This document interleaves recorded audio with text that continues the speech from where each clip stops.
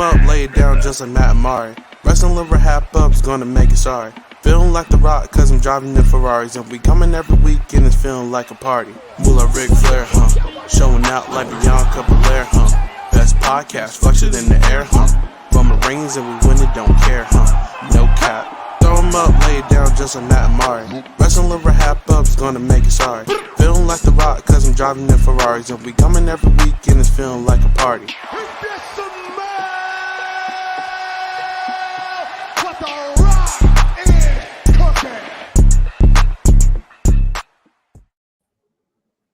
Hello, everyone, and welcome back to the Wrestling RHAPup podcast. I'm your host, Maury Forth, and with me, as always, my co-host, my tag team partner, the King Booker, to my Charmel, Matt Scott. How's it going?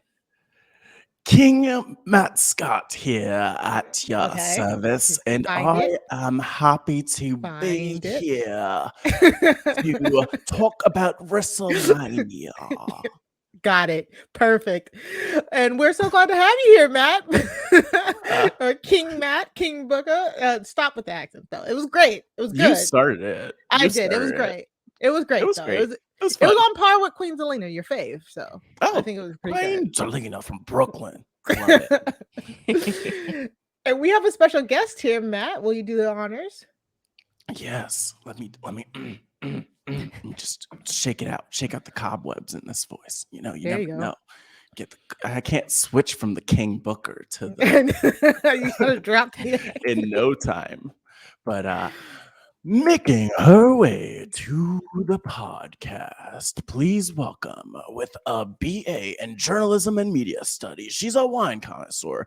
Some might say a sommelier like Reggie. Shout out to Reggie. She's a wrestling wizard. She's a Bianca stan, a Nail Mob member, Sasha Crew. She sits at Roman Reigns' table. Thunder Rosa fan, Wardlow fan, Jade Cargill fan. She knows the assignment. Please welcome the laudable, lovely, lethal, give me more L words, Mari. Please welcome someone who's ready to wind up as we wind down. Lo from Wrestling Winedown. I love it. You like that? It's like a little bit Val Venus-y. That was great. Yeah, I was trying to evoke the Vegas of it all. Lo, how are you doing today? I'm good. How are you? We're good. Yes. Yeah. And we're so glad to have you here. Thank you for having me. Oh yeah, I was so between Matt's introduction, my tag team line, and me just totally rocking out to the theme song, forgetting to start the podcast. I think this is gonna be a good show. We are so blessed and highly favored to have Lo from the Wrestling Winedown with us this week. I mean, yes. Lo, I cannot tell you like how much I love your platform. I love Wrestling Winedown. I love what you do on Twitter, and like we are so glad you like agreed to come and be a guest here with us today. Yes, thank you so much for having me. Yes. Yeah, and I mean, I think the other thing too is just to add to everything Mari said. It's so great. Like one of my favorite wrestling Twitter follows, just because it is so like us in terms of like just, and I even talked through all the people that you mentioned standing and all that. And so look, we go together is what I need to stop with these accents or all these. I don't know if I'll make it through the podcast today, to be honest, but I'll do it for you, Lo. Thank you. Oh, Thank my you. God. Yeah. I'm so done. Lo, for our listeners who may not be familiar with your like body of work, can you explain like what you do, like who you create content for, like what is your brand per se? So Wrestling Winedown is a wrestling podcast that focuses on professional wrestling and wine. We started about 3 years ago now. I was still in college, and I paired up with one of my friends who I had no idea liked wrestling at the time. I was on Twitter, on my personal Twitter, and she had tweeted about Raw, and I was like, "Oh, you like wrestling?" And she was like, "Yeah." And I was like, "Okay, interesting." This is around the time that I kind of had started watching again, so I wasn't like as in it as I am now, but we just decided, hey, let's do a podcast. We both went to school for journalism and media studies, so we started recording. Probably our first like 20 or 30 episodes were at the school. So Wow. yeah, so we started at UNLV recording, and we just kind of took off from there. She That's stepped amazing. away. Yeah, she stepped away. She moved to Seattle. She does her own thing now. So I'm Mhm. pretty much like the Yeah. whole shebang, so to Yeah. speak. I have people that some of my friends that take like my photos, does video work, graphic design in terms of like my logo. I try and use all females. So Right. right now it's like a team of 2 to 3. I just brought in actually Iridian Fiero of the Rest Friends podcast, who is a really Yes. close friend of mine. She is my media strategist. So we Ooh. send stuff back and forth together, but I'm like, you know what? I think you need a title because you're doing a lot of work here. So Uh-oh, That's not the amazing. title. Yeah, that's No, such a give wrestling it a thing. title. Give her the title. but yeah, I mean, I've That's been doing it for amazing. about 3 years now. And, while we do focus on wrestling, sorry, I'm trying to grab my charger. No, it's okay. No, yeah, and I'll also just say, even as you talk about that, to interrupt for a second. One, as you talked about the show, it's the most wrestling thing ever. I don't want to steal RVD's gimmick, but it sounds like right now you are the whole effing show, plus the guests that you bring in, all that. I just wanted to jump in and say that in the real time. I had to get that off my chest, as Thank Mari you. knows. Mhm. But tell us more. Keep going. Like, it's awesome to kind of hear your story, hear the journey. Yes. I mentioned some of your faves, but kind of like, where are things now with the podcast, and kind of, are there any highlights you want to mention before we dive into welcoming you to the Wrestling RHAPup experience? Right now, I think I just uploaded our 76th episode, so we're getting close to 100, which is really good. Mhm. I've been able to incorporate a lot of individuals both inside and outside of the ring. One of my proudest interviews was with Lisa Marie Varon, also known as Victoria. That was last year around this time. Absolutely Mhm. incredible, Love and her. Yes. hopefully I can meet her at WrestleCon because I feel like that would be a full circle moment. But Mhm. I've had graphic designers, I've had photographers, other podcasters, influencers, just so many people, both men and women, that I've been able to spotlight that, have been very good. And, I'm really excited to see where the podcast goes and the other people that I work with. Mhm. Also, I'm really proud that, I do incorporate some wine education in there. There's a local company here called Twinkle Toast. They're 2 ladies, and they come on and they give wine recommendations. They do wine Wow. education. A lot of wrestling fans typically don't drink wine, from what I've noticed. A lot of beer drinkers are hard alcohol. So, Yeah. bringing in that wine element, for me, I feel like, after you have a long week, you kind of just want to sit back and, drink a glass of wine and catch up on Yes. wrestling. And that was kind of like Tell me about our it. mentality Right. going into the podcast. We wanted to do something a little bit different. One, we didn't see a lot of female podcasters in the wrestling community, so we wanted Mhm. to bring that to the table, but we also wanted to do something different. We wanted to have something special about us, just not talking about wrestling all the time, but bringing in, Mhm. another element that people could possibly relate to. That's awesome. And Oh my and god. that's on the nose. You're talking to 2 people who drank frosés at I the love Brooklyn rosé. when we went to Survivor Series Don't in Brooklyn. expose me. Come on. Not a frosé.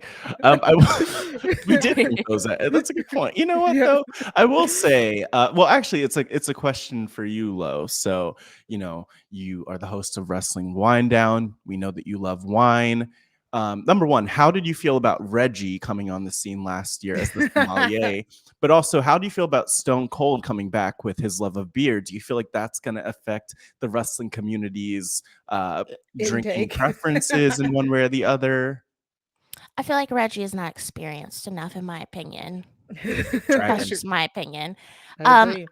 honestly, I felt like in the storylines that I saw with Reggie, I feel like he was an addition to a lot of the women that didn't really need backup. And I didn't like that he was Mhm. taking the spotlight from a lot of the women. So Yes. that was kind of my issue with him. In Mhm. terms of Stone Cold, obviously, I love Stone Cold. I based my merch Yeah, I off was of gonna say. him. Yes. But Love it. you know, yeah, I feel like a lot of fans do like beer, and he has his beer and stuff like that. But there, Mhm. there's a lot of fans who I've realized now that do you like to enjoy wine? Like I did like this bracket last week and asked people what wine would win, and they were like, oh, this wine, that wine. I'm like, oh, okay, you guys do like wine, you just don't say anything. But there's people out there, they like a good red wine, or they like a champagne, a fancy. But I don't know. I think honestly, I love when Stone Cold comes back. Like he's one of my favorite wrestlers, and yes, he's going to be at WrestleMania, so I'm really excited to be able to actually see him for the first time live. that's Ooh, awesome. yeah, Yeah. and I don't think we've asked you to like dive more into that, but you'll be at WrestleMania. Yes. At WrestleCon, you mentioned WrestleCon, but like, what are you excited about for the weekend? I have so many questions. I feel like before I was about to plug her last podcast. Yes. When Yes. the guide to WrestleMania. So Yeah. tell us, Exactly. tell us a little bit about it. But save the good stuff so they go to that. So it features Iridian Fiero, the Rest Friends podcast, who I'll be going with, as well as Brittany Sacco, who's a wrestling influencer and one of my friends out here in Vegas. And Brittany's been to WrestleManias before. She's been to about 3 or 4, and this is me and Iridian's first time. So I wanted to have a guide where, people that have been before might learn something new, but also fans that haven't been before can get the most knowledge that you probably won't find like on a website. You might hear it from your friend, but we wanted it to just be like, here's what it is, what to go to, what to wear. Because, I mean, we're going to be at Wale Mania, but what the hell do you wear to Wale Mania? Yeah. Like, you got to know this stuff. So, great episode, not too long. People can kind of pack and maybe listen to it, or, maybe go shop for their stuff if they're last minute like I am, and go, maybe have that on in the car and be like, oh, okay, I probably should, get a good walking shoes or like a portable charger, the necessities that you need to bring to WrestleMania. So yes, definitely go check that out. We have the audio version, which is up on Wrestling Winedown, and the video version is up on the Rest Friends podcast YouTube. Nice. Yes, Yeah, I did get to listen to a love little bit of it. I don't think I realized that it was both of your first time going to WrestleMania. Yeah. But the tips, I was like, yes, right those tips down. Yeah. Because me and my husband, we went to we were in New Orleans WrestleMania weekend, but we went in 2018, but we went to the takeover that Saturday, and then we went to a WrestleMania watch party on Sunday. I've already told the story on the podcast, but it was a very awkward watch party because it was hosted by Buff Bagwell. It was weird. Wow. It was That's weird, very random. Was his mom there? Very Judy random. Bagwell? It was weird down. Like Look, I don't know. We paid for the tickets. We paid for like the regular tickets just to like be able to be in the bar and watch it. Like we wanted to be on like in the French Quarter watching WrestleMania, and not in the stadium really, but because so many like, and then it was regular tickets and VIP tickets, like, oh, you can watch with Buff, because he didn't sell enough like tickets period. They just let everybody go up to the VIP section to be with him and watch it with him, and I did not. It was so bad. I was like, can I go back downstairs, because this is so weird. Can I go back downstairs? Sorry, I just have to pull up a picture of Buff Bagwell. Yes. And if you're not watching the YouTube version, I gotta send y'all the picture I have with him that we took with him. You're missing out. Send me We the love picture. a good handlebar mustache. Yeah, Mari, if you send me the picture, maybe it'll be on the podcast. Who knows? Yes, but that would it's amazing, and like one day I want to go one day. I want to. You'll have to tell us, maybe come back and tell us what your experience was with it, Lo, because my biggest fear is just buying like a ticket and not be able to see anything. Yeah. Whatnot. Yeah, but yeah, and I think it's for the experience anyways. It doesn't even really matter. Exactly, but there's like a whole experience as you talk through. So I'm curious. I have to listen to your like that podcast episode just to like take it all in, to understand what it's like, because it does seem chaotic. And also in my head for like the last 10-15 years, I've thought, oh my God, I would love to go, but like, and I don't know how it would happen. Wrestling gods look down on me, or I don't even know. But the front row tickets at Mania would be like dream. Absolutely. That is so much. It is so. Yeah, I know. It is I don't so even much. think it's like possible. And the way that they did the tickets was just a mess. Like, you have to go back into the queue different times to actually pick tickets that you want. they kept giving me risers, and I heard that the risers are not comfortable. So I'm like continually on SeatGeek, like pressing it over and over Oh again. my I think I gosh. finally got the tickets that we wanted. I had probably put like 30 pairs back. So it Wow. involves patience. Like, Yeah. also, I forgot Yeah. what else we bought tickets for. We bought tickets for something else. Another event? It was for Double or Nothing. I bought tickets for recently, Oh. and Yeah. same type of thing. Even though it was different websites, same type of thing. They populate or they randomize what tickets you get, and you have to keep on putting them back. Keep on putting them back. Like I was talking to Al from Kayfabe Queens, and Yeah. she's like, I keep getting 200s. Like I can't get anything like below the 200. So I was trying to go in myself and try and help her, and I ended up finding something, but that was a mess too. I'm like, why can't you just like tell people like, would you like to sit here? Would you like to sit there? Here are the options. You just choose. No, they like randomize it. Is that just is that just for like the big ticket ones? Because we've been to like I've been to Survivor Series, SummerSlams, all of those. I've been to all the other like big four. I've been to the Royal Rumble, and who was I using? Ticketmaster? I don't know. Ticketmaster? I don't know. I always got to pick my know. seats. Maybe it was resellers. That's probably why. I think they're trying to. Yeah, I think they're trying to divert the people that sell them for like 3 times the price, so they think maybe they won't have patience. That makes sense. But this is all really interesting to hear too, because we know, like, for our podcast, there are a number of people who listen who were either like lapsed fans, so they were fans growing up and like are just getting back into wrestling through the podcast, because we talk about it in a way that's like very much explaining so much of what is happening and like good for casual fans. And then there are also people who are just becoming fans really that listen to the podcast over the last year. And so I don't know, it's all interesting. It's interesting to hear the insight. Again, recommend the Ultimate Fan Guide to Wrestlemania for folks who are just curious what even like going to a wrestling event like this is like a wrestling event on steroid. Well, yes, that's not the best analogy. But you know what I mean. Like this is that. And so I'm pumped. I'm pumped to tune in and get all the tips. And that makes a good point. Like we again, one of the reasons why we're glad to have you here is we feel a kindred spirit to you, because we started the Wrestling RHAPup because the same type of reasons we didn't see like marginalized voices as present in this community as much as like the normal voices. And not only that, but we wanted to create this space in order to make wrestling accessible to everybody.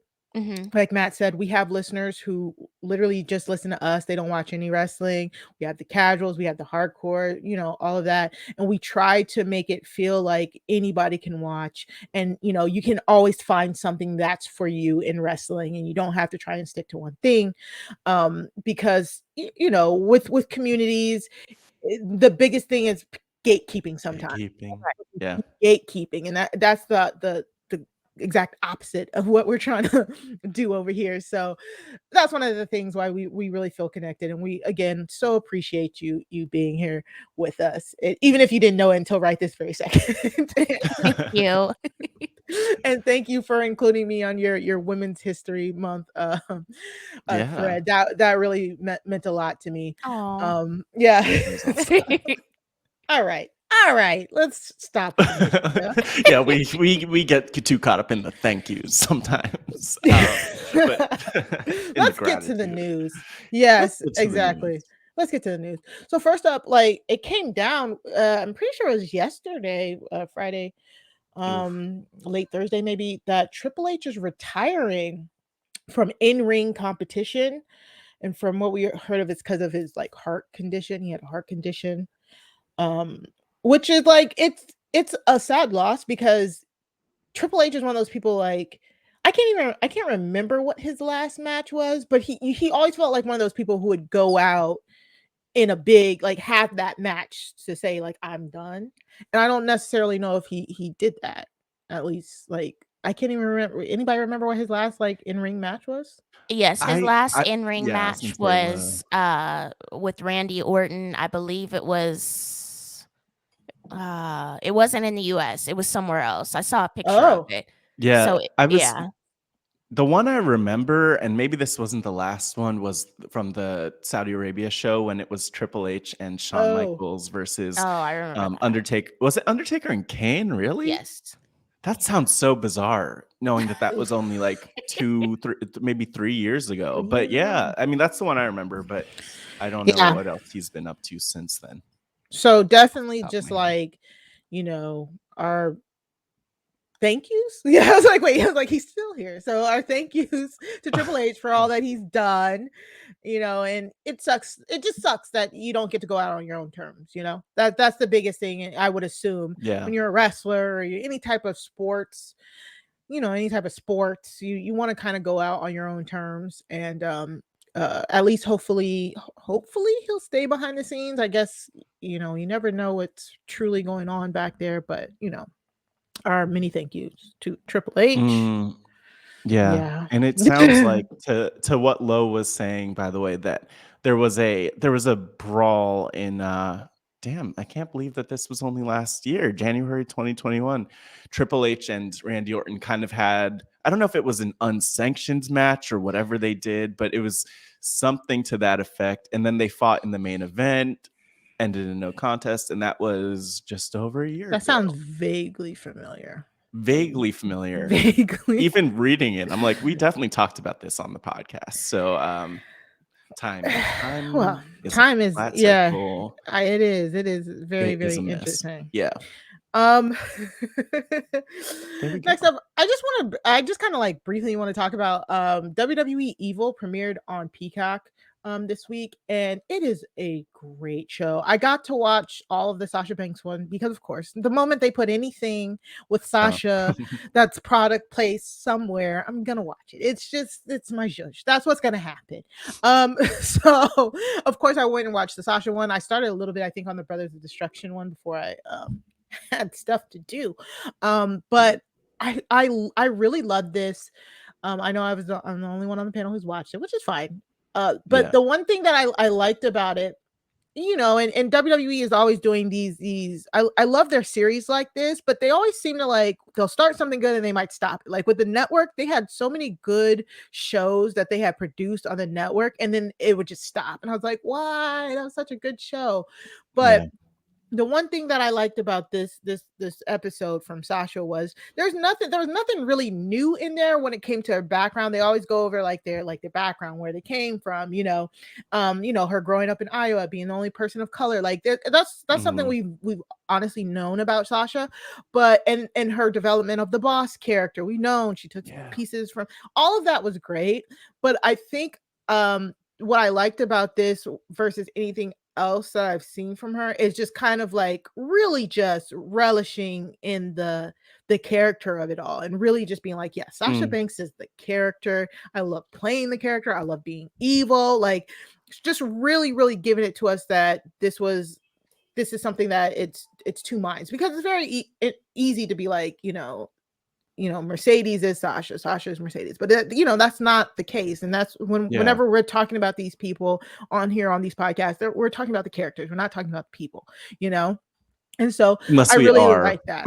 which Yeah, we unless make we are, which explicitly clear. Which I mean, it does happen sometimes, but there's a big difference. And I think with Sasha, I mean, maybe it goes this way with like any woman who is a heel, but like there's just a weird response where like there was a lot, and we've talked about it before about Sasha, but like she was in the airport and like, I don't want to talk to people right now. Maybe like once, twice, and then it blew up into like a bigger story. And like, it's okay to have boundaries and to be like, yeah, I don't want to constantly take pictures and interact with fans.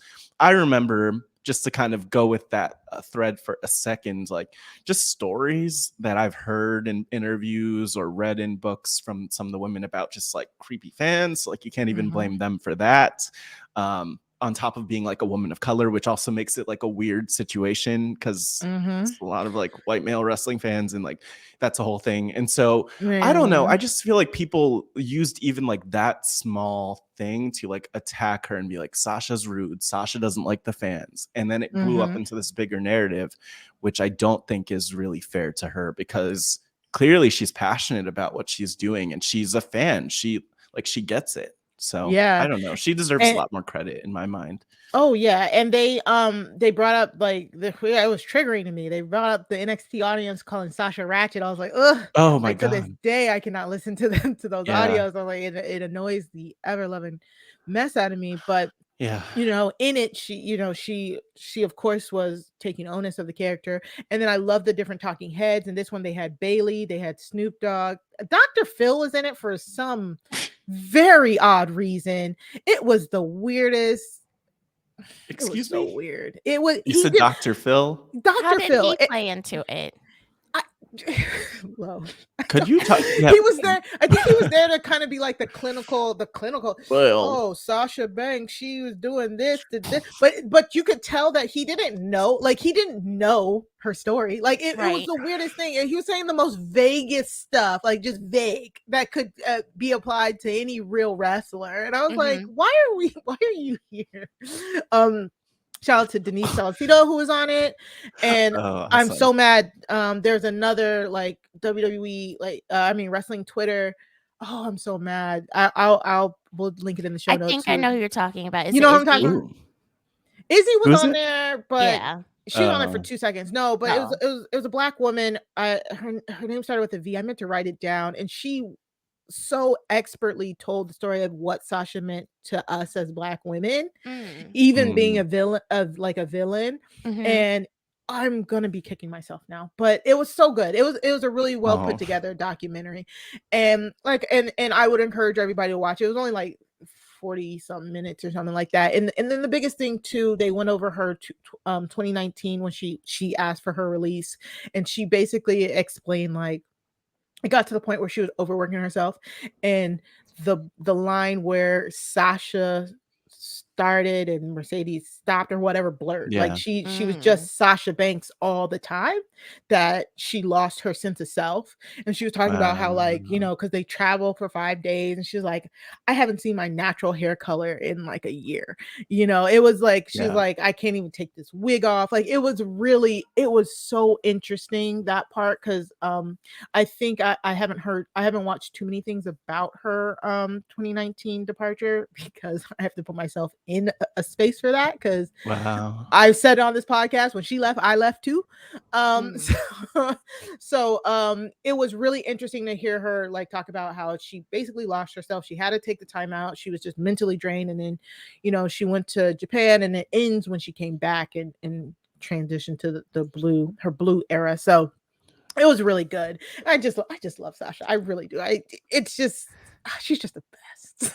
And I will say, I think, just to go back to something you're saying, because we shouted out Dr. Phil, I think Latoya Ferguson is the person. Thank you. Author of an encyclopedia of women's wrestling. Yes. Check I'm her like, out, I know her in my head. I'm so mad. Yes, Latoya Ferguson. Thank you so much, Matt. I love that. But yeah, so it was great. I would just suggest watching it. And they had like Stephanie, they had Roman, they have Randy. I saw a clip from Randy. Bailey. They didn't have Bailey. Matt. Did they not have Bailey? No, the only two women it was only Sasha and Stephanie. Oh my, well. Yeah.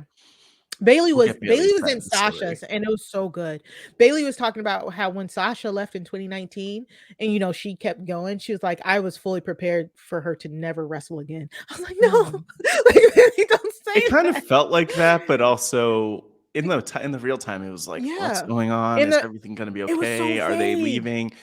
I remember thinking Sasha was going to leave so many times at that point. And you know, we're thankful. I think she probably thought it too, it sounds like. So Yeah. We were scared, man. She had changed her name back to like Mercedes on all platforms. When she bought Ryu, everybody thought was like, oh, it's over. She said she would never get a dog while she was on the road. We were in shambles. The crew Oh my was God, in I didn't realize how shambles. deep it went.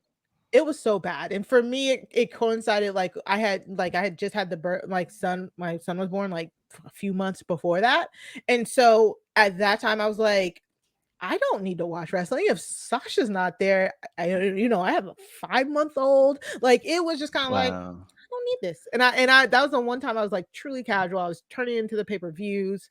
People were winning that I didn't like, if I remember correctly. I was just like, you know what?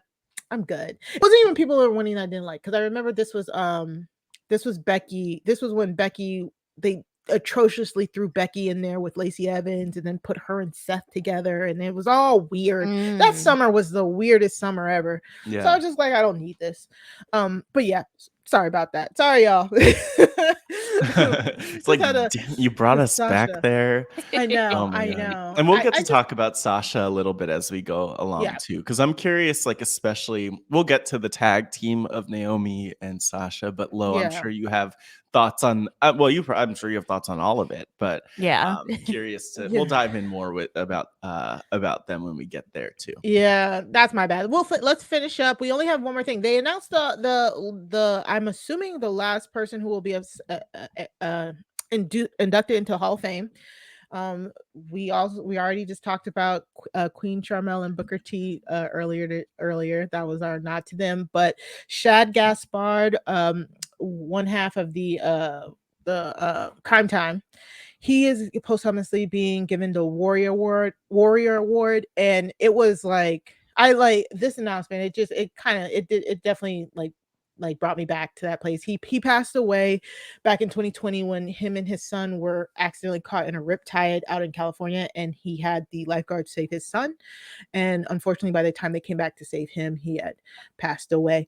And this was one of those things that people were saying like he should have been got this award, but it's like this doesn't matter. You know what I'm saying? Like, this man was like a hero. He was like a philanthropist, from what I understand, before he passed away, and all of that. So I'm just glad he's being recognized. And truly, I know it has to be hard for his family, but he will be inducted. He'll be inducted along with Queen Charmel, The Undertaker, and Vader. So they really have not made much ado about the Hall of Fame this year. It'll be right after SmackDown on Friday. It feels so weird because I could have sworn like 5 or 6 years ago they were like they would unroll people like every week. They would like set stuff up, and it made it felt like a big deal just a few years ago, and now it just doesn't feel as big. What do you think, Lo?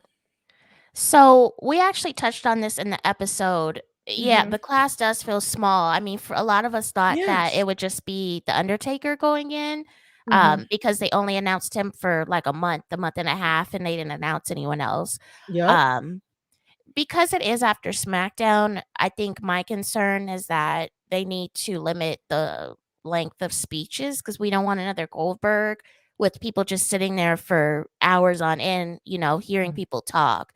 I know Undertaker's is gonna be long, which is understandable, but Goldberg's went on for like forever. And if you think about last year's, I know it was all virtual stuff like that, and they had 2 classes, but they limited the speeches for the participants or the honorees. The Bella Twins got like 1 minute each, and it was very short. Like, I watched it. I think I watched it twice, and the women's speeches were so short. And, a lot of people were irritated by that, because then you had like people like RVD. He has had a great career, but his speech went on for like 10 minutes. And you have the women that, have these shortened speeches, and it's a little bit of a slap on the face.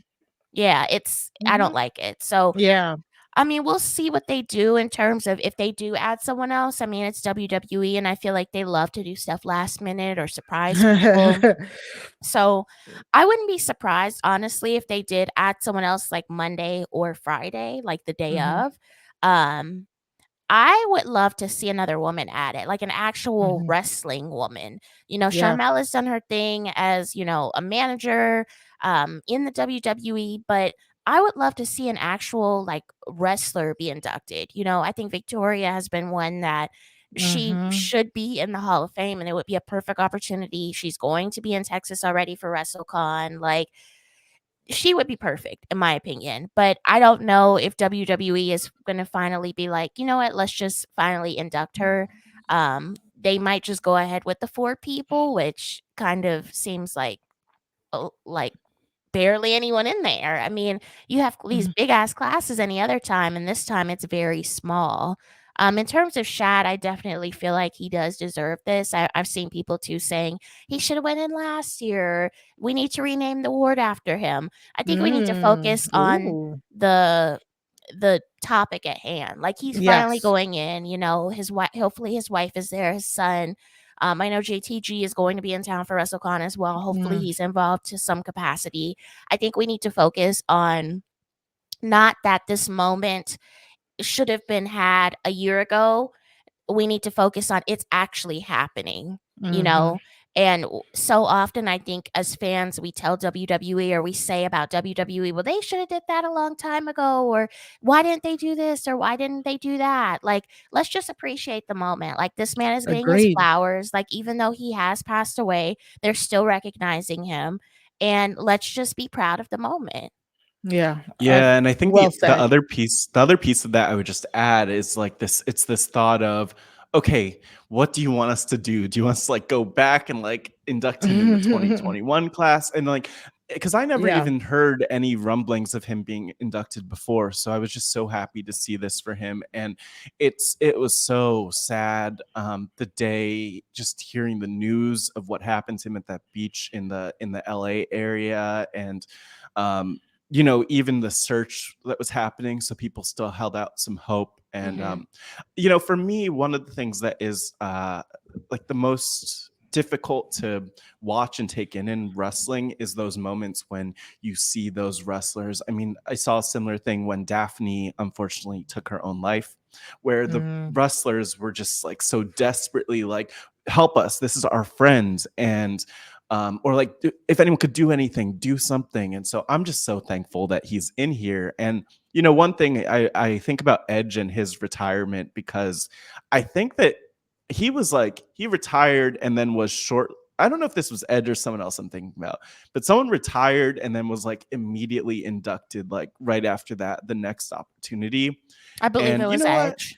I'm pretty sure it was Edge. And I remember that feeling like it happened so quickly after he retired. I don't know if I don't really ever feel like there's a rush for people to be in the Hall of Fame now. And so other than like China, but that's a whole other issue. I know. But yeah, I mean, you know what? This is like good. And, we have to sometimes just like be thankful for what we're getting, and the fact that he's being celebrated, especially because Shad, it obviously had been a while since he'd been in WWE. So it says a lot that they chose to induct him and include him here. Yeah, exactly that. All right. So we this has been amazing so far. We gotta keep it moving. If you want to send us any long form questions, you can email us, send an email to wrestling@RHAPhasawebsite.com. You can also use hashtag Wrestling RHAPup on Twitter to join the conversation. Please follow us at Wrestling RHAPup on Twitter as well. Next week we are bringing back our stereos. We're bringing back our stereo reaction podcast directly after WrestleMania Night 1, also known as WrestleMania Saturday, and WrestleMania Night 2, also known as WrestleMania Sunday. We will be going live right after it ends. We'll probably set the event for like 11:15 Eastern time, but depending on when it actually ends, we'll probably go live 15 minutes after that. So if you want to join Stereo, download the Stereo app, then follow me and Matt Scott on Stereo at Mari Talks Too Much, and at Matt Scott GW. Oh, sorry. No, it's okay. I'm just doing the work for you. on stereo. If you follow us, you'll get notified as soon as we go live. And if you go live with us that day, you can submit your audio questions and be on the podcast. So please come and check us out, because we are so happy to be bringing that back. You'll get all of our raw opinions on what went down WrestleMania night 1 and night 2. Hopefully, Yeah, and I'll also just mention, Mhm. like, just to jump in, you could check out the show notes for the links to Stereo. So I'll make sure to include a link to the Stereo app to make it easy for you to download that and find it. And yeah, again, follow us, Mari Talks Too Much and Matt Scott GW for more. And if, keep an eye out, because we'll also be posting about the fact that we're doing these.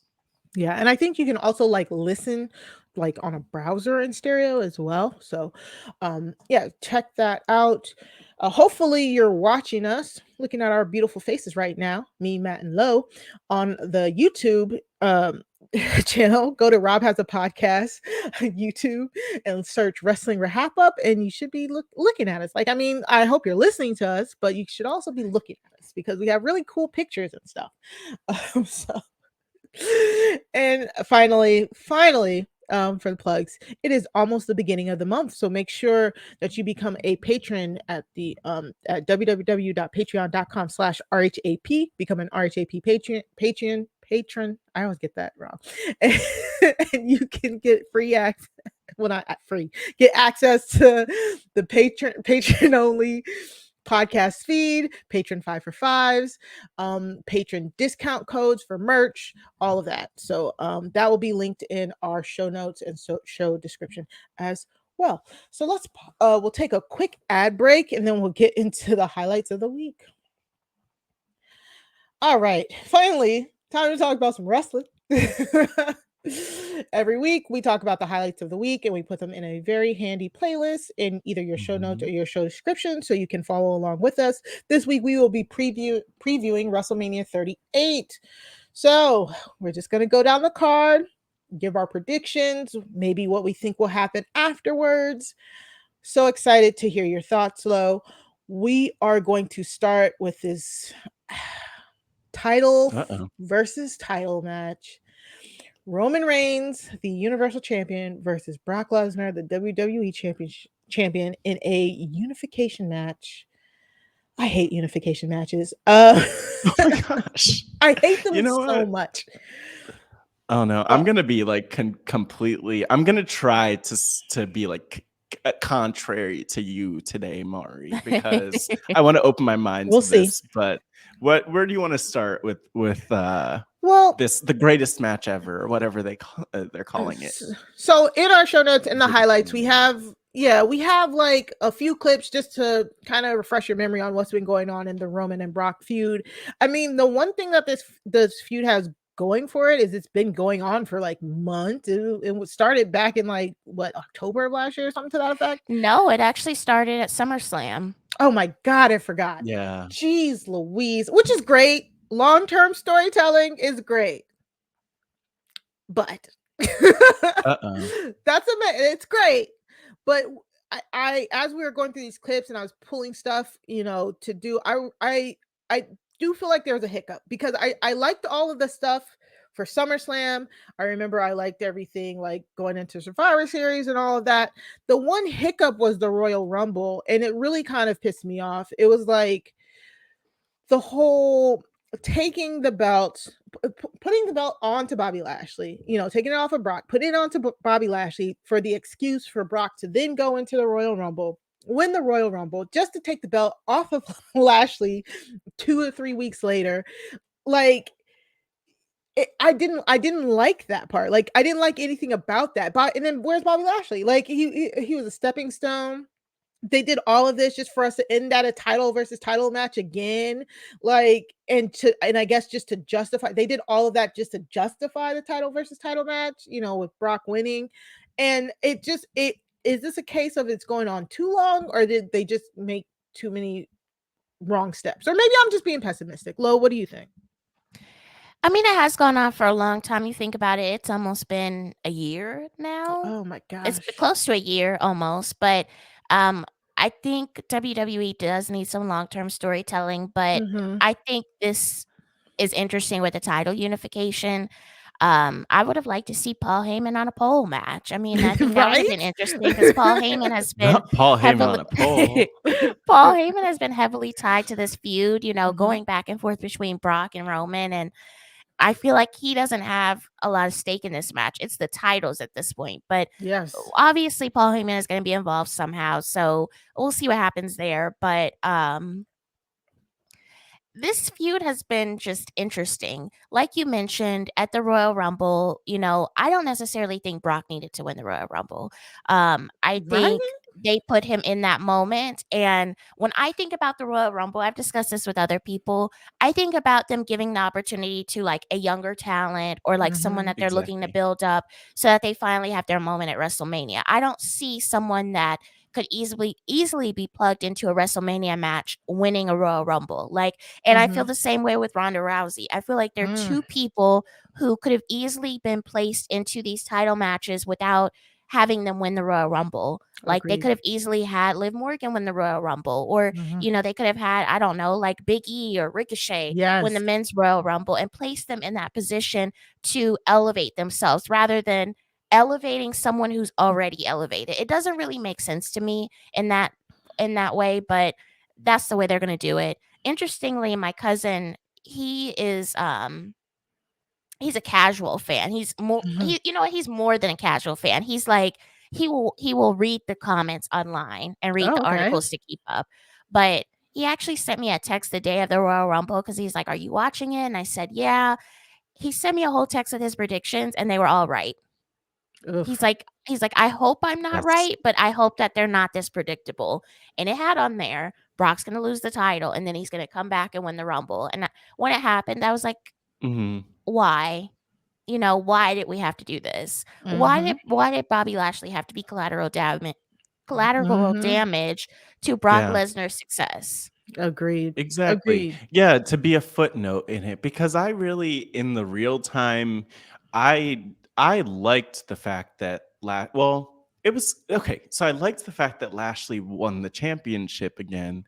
And then it's tough because all along the way in that feud, Brock is just trashing Lashley and he kind of has that attitude of like, okay, you'll see, and he seems a little flustered, but Brock was kind of like doing the thing where he's punking him out a little bit.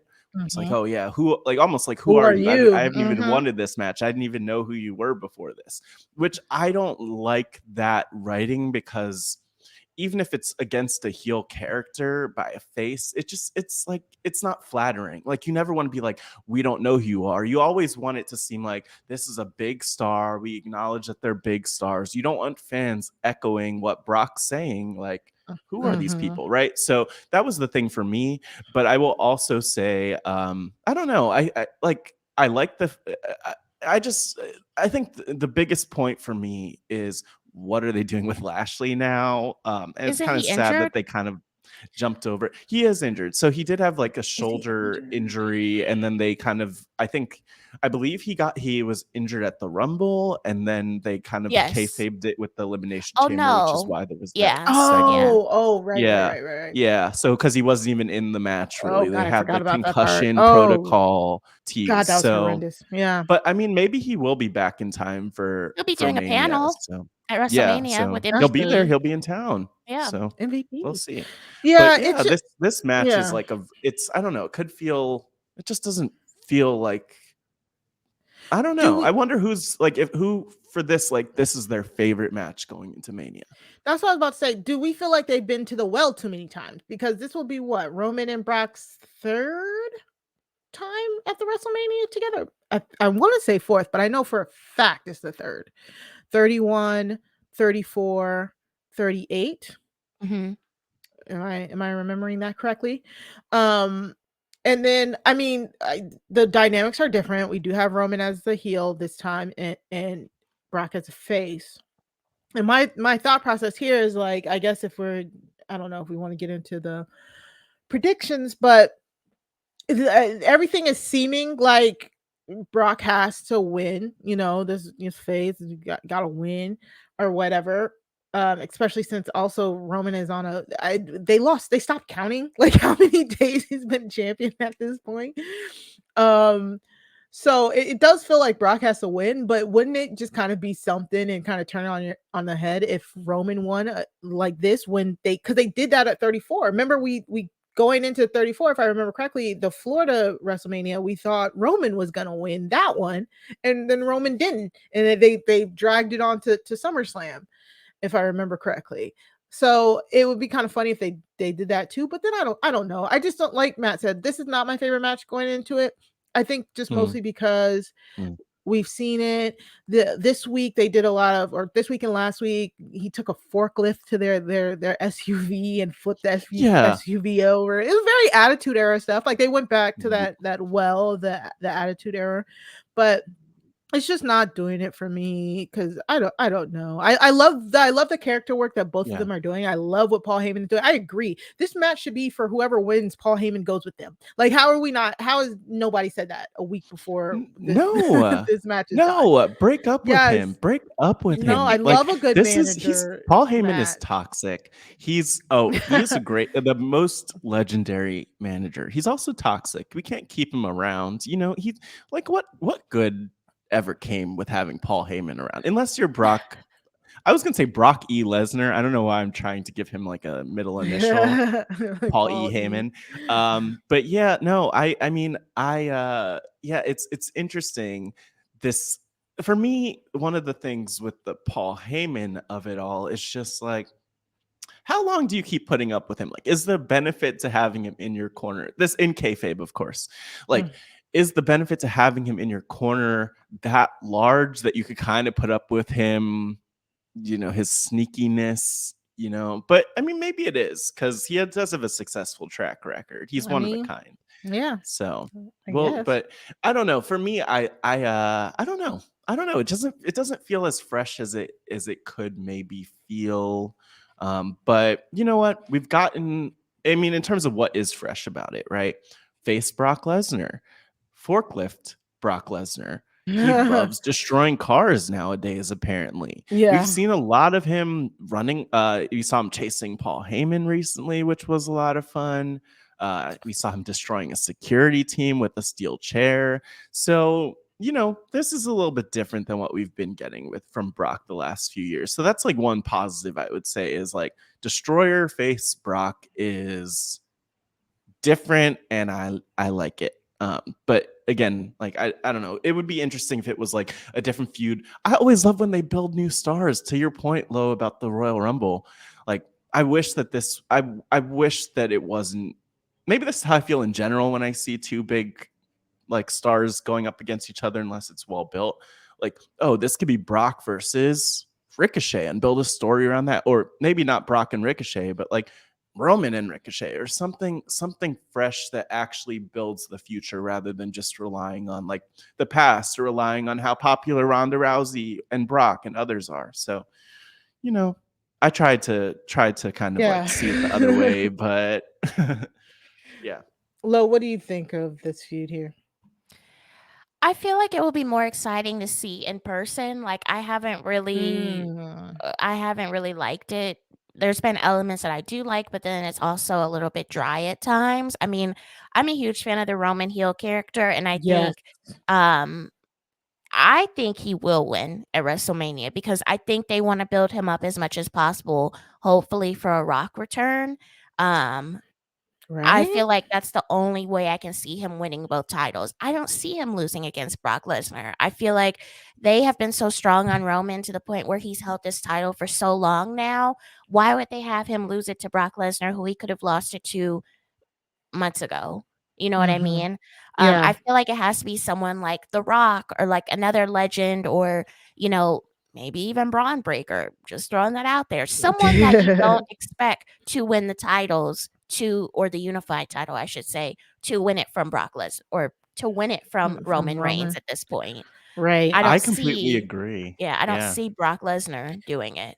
So maybe, and then first off, I just want to correct myself. I did say WrestleMania 34. That was right, but that one was in New Orleans, of course, and I said Florida. But so What if this ends in a DQ? What if we No, get this a is Rock no. return? I don't think it will. People would, I the mean, literal they would building would be riot. burnt down. But Yes. at least they would both keep their titles. I think that's what really pisses me off about this feud No. to begin Yeah. with. It's having both of the titles tied up in this one storyline that I am just not compelled for. If they I'm were just not a fighting fan of for- that flyer, by the way. That Yeah, face. they that look too. crazy. That Yeah, too. it's wild. Yeah. Oh, it's showing off the ear there, Brock. Ugh. Ew. No Yeah, I had shame, to take but that out, okay. pull it down. But No, yeah, and you know I what I'm just, saying? Like, I don't like I'm, both the titles being held up like this. I feel and I like think that, we could be getting one right. title for this one, and then maybe somebody else could be fighting somewhere else that's more compelling to me for the other title. That way we're having diversity. We're having, you can choose this one and not this one, but both of them are tied up here. If somebody wins, what's gonna happen? That's another thing. If Brock wins both these titles, is he going to both Raw and SmackDown? That is Like, not is he going to be there happening. every day? You know, like Well, that's Roman definitely not and everybody happening. else. That's I what I'm don't see a saying. Like, world where I I don't see do a not world like where Brock unification. wins. I don't see a world where Brock wins, to what Lo was saying. I see Roman winning here. I think especially you, Mari, I think you referenced they haven't been talking about the number of days he's had the championship. I think that the day that they decide to take the championship off of him, I think that they'll really lean into that and they'll stress that, because that will Oh, make the right. win even more meaningful. Not to say that that's like the determining factor here, but I would just say I think that that's something that they would want to lean into more. Maybe they will next week, leading into Mania. Who knows? But, I will say, for me, I don't mind a world where Roman wins here and has both of the championships, because it just builds his legacy and this head of the table storyline that ultimately will lead to The Rock finally returning and coming up against him. It is frustrating that we sat there at Survivor Series in the arena like, oh, the Rock's coming. Oh, wait, I hear The Rock's music. Oh, wait, no, it's just a trailer for this movie with the egg. And so, it was that was a thing. That was a moment. I'm It not bitter happened. at all, but I do think that I could see The Rock showing up. I don't even know when The Rock would show up. I don't want to speculate. I But mean, I'm okay WrestleMania with is Roman in being Hollywood. like, Yeah, I Yeah. see that in Hollywood. exactly. next year. But also it's a question of like, does he show up at the SmackDown after Mania? Does he show up at SummerSlam? Does he show up at Survivor Series? Like, when do we see The Rock? Because I think that I really want him here badly, soon, now. So now, Like get in yesterday, here. actually. But right, no, so- yeah. So are we all Mari, saying? well, I'll ask you something. So Right. you love Roman. Yes, Do you, big Roman fan. assuming that Roman wins, like, do you feel like that adds to his legacy? I mean, at this point, everything does, right? Like, he's finally getting the recognition that he's been deserved, in a sense. So I've always, whenever they go up against each other, I'm always Team Roman, no matter what the dynamics are. So I mean, I guess what we're all saying is we all are pinning the win on Roman, and that's fine. And I just have so many other gripes about this match that has nothing to truly do about just the two of them fighting together. It's all the circumstances around it. I think that's kind of mildly annoying to me. So with that said, Fair. let's move on It happens. to a match I'm really looking forward to. Becky Lynch is the current Raw Women's Champion, and she will be taking on Bianca Belair. This one's slated for day 1. And man, this feud, like, talk about long-term storytelling. Again, this is what we've been getting. Becky comes back, SummerSlam, takes the spot from Sasha, beats Bianca in 26 seconds. We are all stunned. We don't know what's going on. We were think we were on the podcast like, what is happening? And then you're being told to wait. It'll make sense. So wait, and then with WWE, you just never know if it's ever going to pay off. And there was a minute there when Ronda came back, I was like, Lord, please, like, please don't step on this storyline. I want to see Becky versus Bianca because the feud has just been so good just, you know, even Bianca having to go to the back of the line and start all over again, you know, and earn her place for at Elimination Chamber and all that. Like, I really like this storyline. I think they really upped the ante these last 2 weeks. Let me just get into it real quick. So last week, Becky attacked Bianca using a chair to her throat. So of course WWE came back like, oh, Bianca's hyoid bone is bruised, which as a medical professional, I was like, okay, sure. All right. What bone? The hyoid bone in the neck. I didn't know that was a thing. I didn't know she existed. Yeah. Yeah, it's a very common forensics thing. Like, you can tell if a victim has been like strangled because normally the hyoid bone is broken, and that's how you know. You're like, side note, a plug for murder. Mari's true crime media podcast, Crime Scene on RHAP is a podcast. Just premiered the other week. Just letting you know, a couple episodes are out. Yes. Thank you, Matt. The connection there about the hyoid. The hyoid. Hyoid. Yeah, hyoid. I watch a lot of Law and Order. I know that. Yes, love. Exactly. She knew what I was talking about. Oh no. Yes. So that's probably all over SVU or whatever. Yes. It's all over SVU. And so Bianca was out, but it gave Becky Lynch the time to cut this impassioned promo, which again, I mean, nobody has to sit here and talk about how good Becky Lynch is at cutting promos. I mean, like, that should be understated. And if we don't say it, it's not because we don't think it, it's because we know it. You know what I'm saying? Like, you know it. So she cut this promo. Again, I love that she's resetting this character. Like, the championship means everything to me. I've given up everything for this championship. I love again how she says, I came back, I beat Bianca, and you guys booed. You guys are mad, which was true. I was so surprised, and we talked about it so many times after SummerSlam, but like, the power that Bianca has as a baby face for people to elicit a reaction in a correct facing manner for both their characters cannot be understated. Like, if Becky's going to play a heel, she has to be up against a convincing baby face, and the both of them are working so well together. And this storyline can't work if Bianca can't pull that off, and if Becky can't pull it off, you know. So I love this reference that, you know, when they loved you, now I detest you. She's been saying that for weeks now. And she's been saying she's given up her very soul to keep the championship. And I love this because when she loses that championship, I can't wait to see what she does after it. You know what I'm saying? Does she just completely snap? I just want to see her completely snap. I can't tell you. And then also going in and saying that Bianca's crown, like her hair is her crown and she's coming for it, and just kind of just underscoring how important hair is to Black women. It's just like a whole nother level. Like, this promo was on a whole nother level. And I watched it so many times, and I truly love this. This is a storyline that's rooted in truth, that if you know, you know. You know, the girls that know, the girls that get it type deal. Scary though. Like, I'm just wondering, do you think they would ever cut Bianca's hair? Matt, as soon as this promo happened, I was like, is Becky gonna cut the braid off at WrestleMania? No, you know why? This is my argument for why they won't do it. They sell those. They still sell the Bianca braids on WWE Shop. They do sell. That's the only reason. That's the only reason they won't do it. Lo, what do you think? So I'll take it back to SummerSlam. I was there. So okay. It was an interesting reaction. Like, when Bianca was in the ring, Carmella came out, I kind of rolled my eyes, and then Becky came out, the place erupted. Like, we had read online that I can't even talk, that Becky might come back, but we didn't think it would be in this capacity. The crowd was just absolutely insane. But we thought we were getting a full match. And then when she finally beat Bianca in 26 seconds, like, you could hear a pin drop.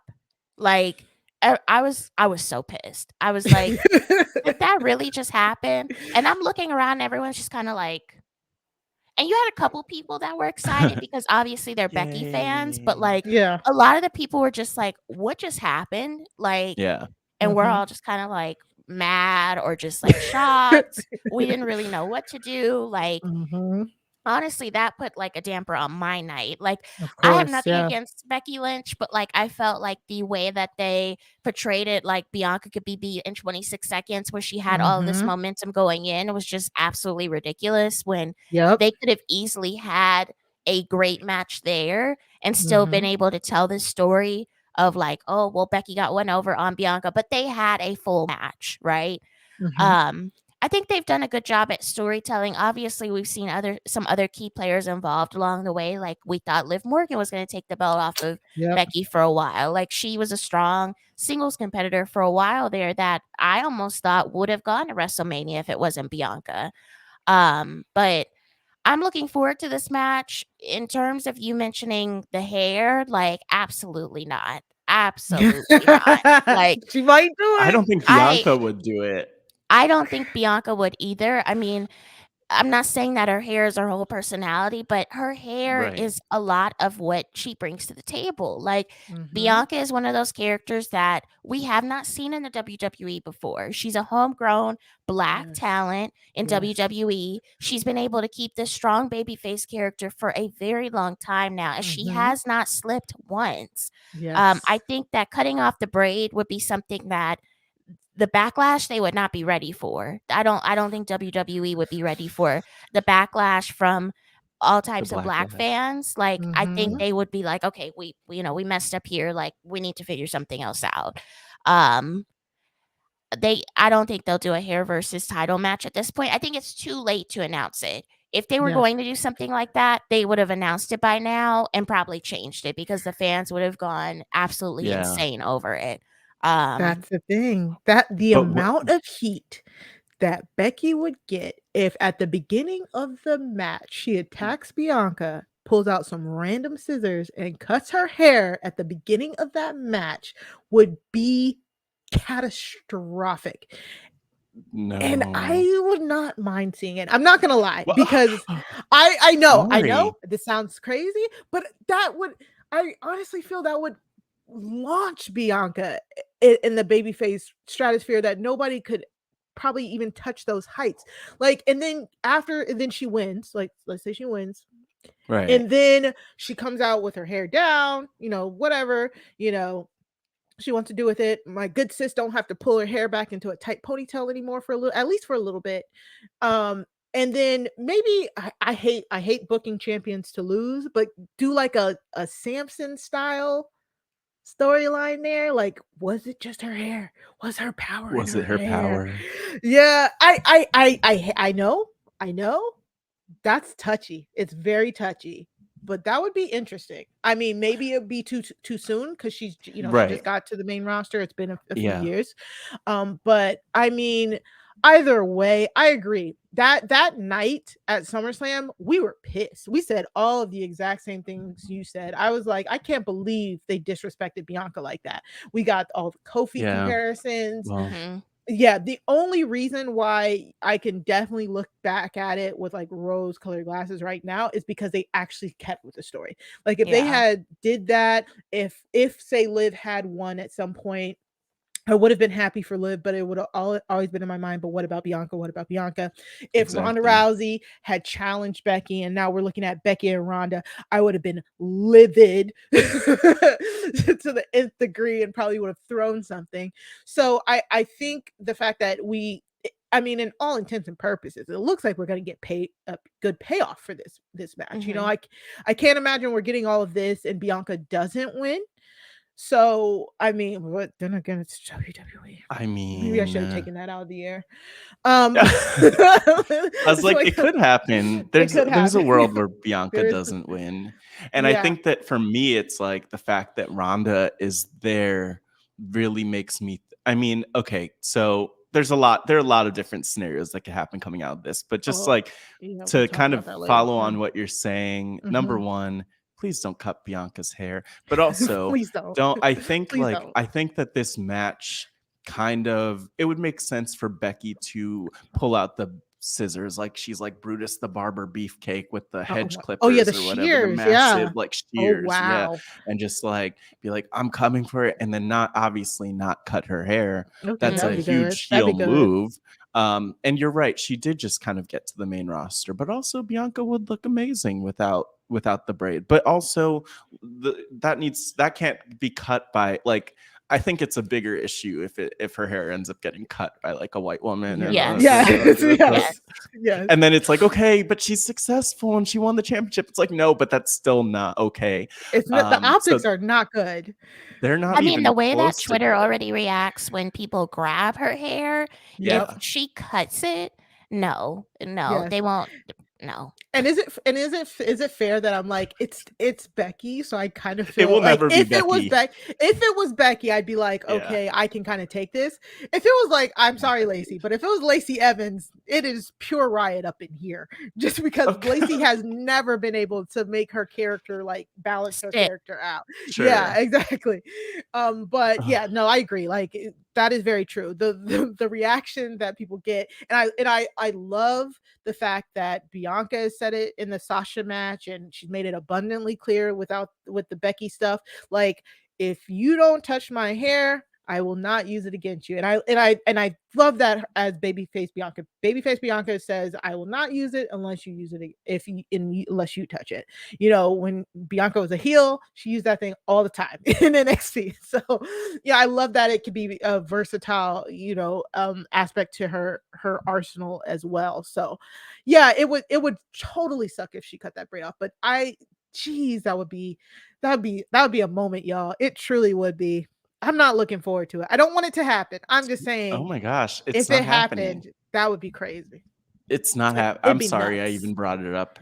Actually, I'm not sorry, because I'm glad we talked about it just in case, and we could process our emotions here. Yeah, I know. In a safe space. But no, there's actually I'm kind of curious about predictions, like what we think is going to happen here. And I'm kind of on the fence because I feel like Bianca winning here, I mean, I know it's what I want. I know it's what I would imagine it's. Well, maybe it's what we want. Well, I don't want to put words in anyone's mouth. I know that's what I would like here, because Bianca, one thing I think that's been so brilliant is that they've constantly gone back to the 26 seconds thing. So it's not even like it just happened and it was a stain on her record, but it was like, okay, we're going to talk about it so much that it's not even embarrassing to bring up anymore, or it's not like it happened and they ignored it. I like that's like part of Kofi. the story. It's part of a redemption story. And so I think that like something that would help her redemption story is her actually winning here. But that's, I could only hope. Mari, what are you thinking for this match, or what's your prediction? Because I think I guess my see, that's the troubling thing. That's like the tough thing, where it's like, I want Bianca to win. I could see a world where Becky wins, but I think I'd have to predict Bianca here. Yeah, I wouldn't be able to live with myself. Exactly. For me, the story dictates that Bianca wins. I mean, if we're there you go with your shirt. If we're if we're going with logic, which WWE decides when they want to use that, it would say that Bianca would win here. And I think you just get also, with Bianca winning, you get more variables in the sense of like Bianca being a fighting champion. She's always been a fighting babyface champion. Plus she has all of those women she can continue to fight with, plus whoever's going to be premiering the night after, and with Becky, if Becky loses the title, Becky then has to find herself without the title. And I think that it will be a very interesting storyline as well. So I feel like that would mean Bianca should win. But what if, just to put it out there, because I meant to mention this, just Bianca having a record of beating the different horsewomen at Mania could become a thing. Just like Sasha losing constantly at Mania has been a thing, interestingly, right? Talk about that. We'll talk about that. But yeah, like that's kind of where I would say I think that Bianca's got it, just because maybe they're doing a thing where next year it will be Bailey. They'll make Charlotte the ultimate bad. If they're going to do anything like that, they'll make Charlotte the big boss. Yeah. Lo, what do you think? I see Bianca winning. I think what they should do next in terms of Becky, if she does like spiral out of control or whatever. I mean, Asuka is supposed to be coming back soon, and I think Ooh. the perfect storyline would be something along the lines of, "Well, I gave you my title when I went out on maternity leave. Like, I'm coming for revenge because that was my title at the end of the day. Like, Mhm. I think something with them would be good." Yes. Especially now that Asuka is supposedly cleared or she's close to getting cleared.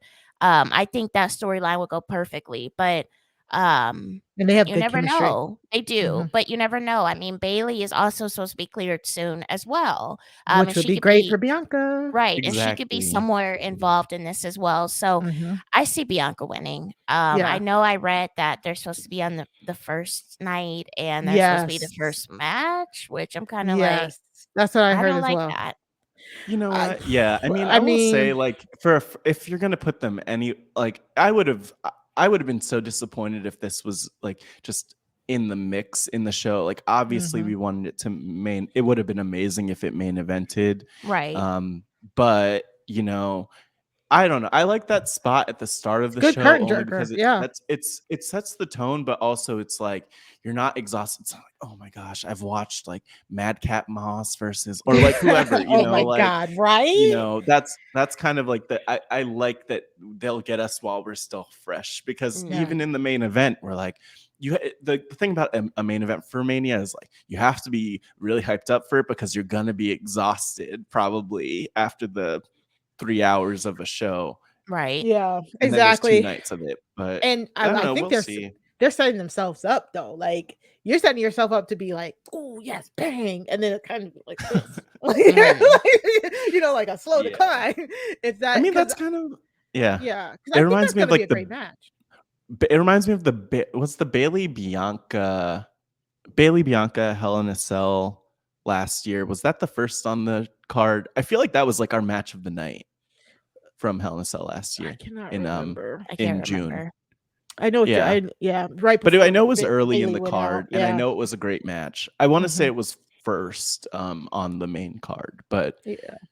they'll shine. They'll shine. Yeah. All right, we got to get some move on. Next up, also on day one, will be the SmackDown Women's Championship match. Charlotte Flair is the current champion versus Ronda Rousey. um, okay. Ah! I'm Just thinking that of exhale. thinking of nice things to say here. Do you wanna talk about it? Okay, They've well, here's okay, wait, been. Mari. Do you want to do it? But No, I don't really go for it. Just go for it. it's just they've been. I mean, the Charlotte versus Sorry. Ronda. I mean, all this is just like get back for WrestleMania 36, right? 36, whatever WrestleMania was supposed to. 36, yeah. 35. 36 would have 35. 35. 36 was 35. 2020. Yes, yes, Yeah. yes. 35. So this was the original plan. This was the original plan all along for WrestleMania 35, and then Becky Lynch weaseled her way up to stardom and was added to the match and won it. So this is what they wanted ever since Ronda put pen to paper. So we know that they love if Charlotte is owed something, they gave it to her. So Charlotte versus Ronda, they've been amping it up with the whole, parking lot brawls and stuff like that. The reason why I can't connect to this storyline is the whole, I'm going to be the person to make you tap out. Charlotte has tapped out so many times. Like, this is like this. It's insulting my intelligence. Like I know Charlotte has tapped out. If you want to say Charlotte hasn't tapped out at WrestleMania, sure. You know what I'm saying? I think Please add that. Did Ronda only say that once, or I feel like she only said that That is once. that has been the running storyline for their whole storyline. But I'm a gonna make lot you of it tap out. No, I'm a gonna lot make of you it tap has out. I've never yeah, tapped out. I'm gonna make you tap out. yeah, but I think the thing that they've kind of leaned into more has been like the Ronda, like, oh, I'm gonna make Ronda tap has been like the big thing the last couple of weeks, especially. I don't know. I kind of felt like it's been more of the other way around, but I yeah, just it's weird because mhm. like it's weird to me. Sorry to interrupt, and No, I'll it's good. go You're back good. to you, but Yeah. it's just weird to me because it's like, okay, but this is Ronda Rousey. So are we living in a world where Charlotte Flair could make Ronda Rousey tap in like even a kayfabe setting, and it doesn't really make a ton of sense. I don't think it's the strongest way for Ronda to return, even, you know, like just to have her go in and like dominate and be a beast would be so strong here. But yeah, this whole submission thing is I guess it makes sense because that's like each of their thing, but they could have gone with something a little bit more inspired here, right? Yeah, I mean, they Back to didn't you, make it a Morgan. submission match, Yeah. luckily, or anything like that. I was very sure that they were gonna give it a stipulation, like a no holds barred or something like that, because to me that might be the only thing that can push this match forward to me. I don't Lo, what's your thoughts? I have none. I will not be watching this match. I will be at the bar during this match. I don't care for Thank Ronda you. Rousey. Like, Same. I don't like the way that she came back at the Royal Rumble. Like, as soon as she came out in the late 20s, like, I knew that she was gonna win.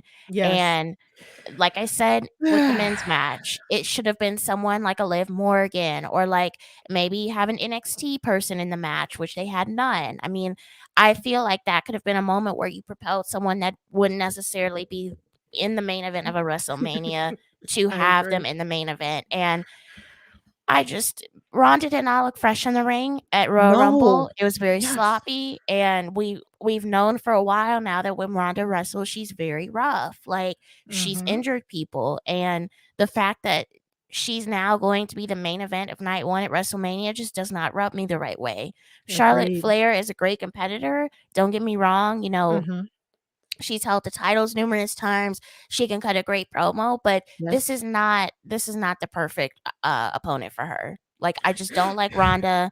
I mean, I want Charlotte to beat her, obviously, so my pick is Charlotte, but I don't think that storyline wise, I think Becky and Bianca were a stronger fit for a main event spot rather than Yes. Ronda Rousey and Charlotte. But Mhm. since their names are considered a stronger force within, Mhm. you know, wrestling, pop culture, MMA culture, whatever, they're put in that spot because Yes. WWE knows that people are going to be like, well, Ronda Yeah. Rousey is going to WrestleMania. She's in the main event. They want that money. Yeah. So that's how they're going Yeah. to get it. Yeah. But unfortunately Yeah. for us WWE fans, like, Mhm. we have to sit there and watch it. Yep. Yeah. We were trying to be Yeah. nice for you, Lo. I was like, let me not drag in front of our Well, guests. I mean, also just because it's like it's not fun to like be upset with wrestling, but like this match is just a frustrating one.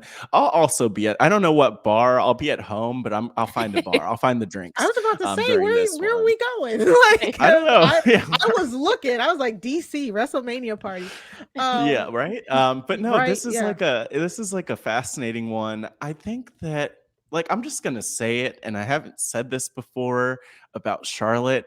You know, Mari, you've been a big critic of Charlotte for a long time, but let me just say, Yes. I think she might be like she's not a good wrestling character. She doesn't function like she's a good character in isolation. Like on paper, you could look and be like, okay, Charlotte Flair fully forms, has the legacy with Ric Flair, able to back it up in the ring. She has this confidence, she shines, she comes across as a superstar. But I think that, and it feels like it's the last couple of years, especially, she just has not like in the last year especially, she hasn't interacted well with anybody. Like, I mean, the Lacey Evans thing I thought was interesting because like Lacey, Yeah. I think it did get Lacey over, even though the Ric Flair Yeah. situation was very kind of weird. funky. Yeah. After that, it was Rhea, it was Nikki Cross, aka Nikki ASH, aka Yikes. Nikki Ash, and then it was, you know, and then we're now even getting this Ronda thing where I think that, like, I wrote this down, like, Charlotte doesn't sell anything in promos with Ronda, and I think it kind of makes Ronda look bad, and then Ronda's not good on the mic, and so it's just like, what are we doing here? And I think Charlotte needs a reset to, like, better. She needs an element of her character that's going to help other people get over, because Yes, like exactly. nobody, and it's sad too, because like I want people to get over with Charlotte. I want to look at it and be like, oh, this is awesome, but I don't think anyone's really like gotten over at all in the last year in relation to Charlotte, and even in her ring work. Like, Mhm. I mean, Naomi had a great match with her a couple Mhm. months ago where Naomi kind of shined, and I think it made her look like more of a star than she did before that. But like, what are we doing? The feud went What are we doing? nowhere. Right. But I yeah, actually have a I see what. thought Yeah, when it please. comes to Please. Rhonda. So I think Rhonda would be more tolerable if she took on like the character of Hook in AEW, where she does not talk. She just Mhm. comes to the ring, she fights, and she leaves. I think that would be best for her. I mean, Mhm. like I said, she is rough in the ring, but so is he. But they get the job done and they walk out. Yep. I feel like when Hook comes to the ring, he has like he knows that he's badass and he knows that he's going to get the job done. And he's going to beat his opponent and he doesn't have to say anything. It's all in his action and he leaves. Ronda Rousey has this influence within the MMA community that, she was unstoppable. Like she was the baddest woman on the planet until she got beat. She could easily have done that here, I feel like. And I think people would have been like, okay, well, she's not trying to dip into promo work that she can't do. She's Yeah. just going to the ring and fighting and leaving. I think Yeah.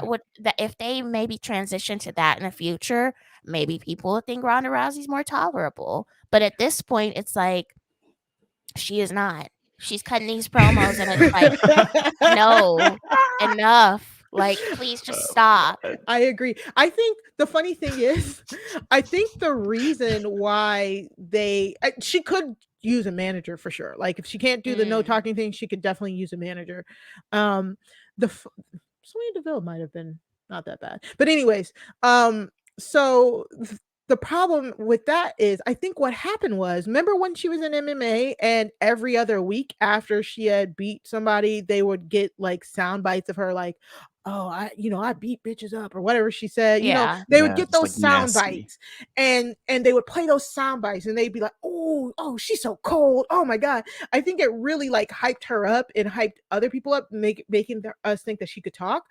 But then when you come to WWE, it's a whole different ball game. It's not just saying whatever you want to disparage your opponent. It's not a 5-second sound clip. It's Exactly. a 2-minute promo, and you said all you needed to say in the first 30 seconds. That's scripted. Yeah, and too, it's with script bullet exactly. points. It's Yeah, scripted, which I think is even tough. It's which I know is even tougher when someone's like, "Here's what you have to say," as opposed to Rhonda, "Here's your motivation." Just like, don't curse at any of these people. Yeah. But if you do, you're Ronda Rousey, so it's okay. And we have the tape delay and we could bleep you.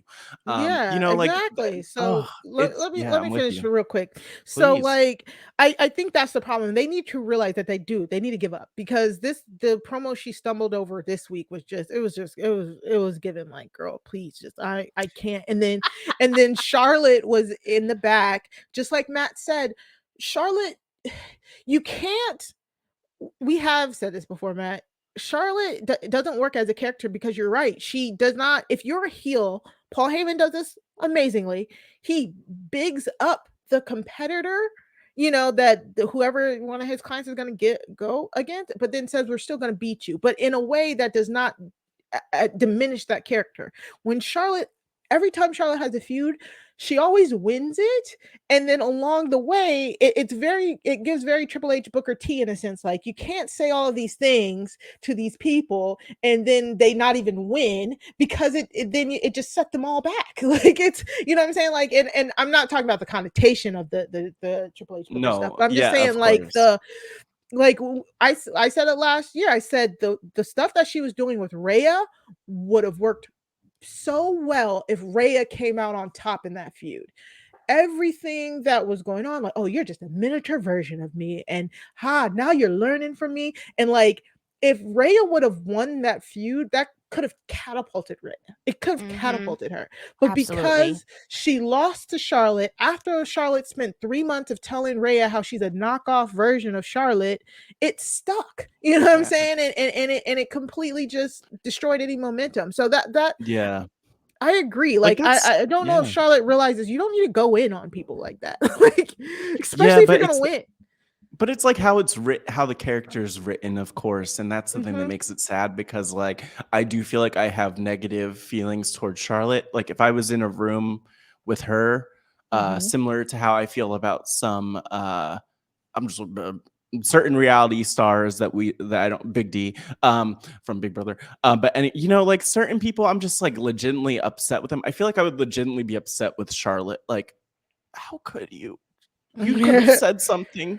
You could have told them that this wasn't the right way to do it, and you went with it.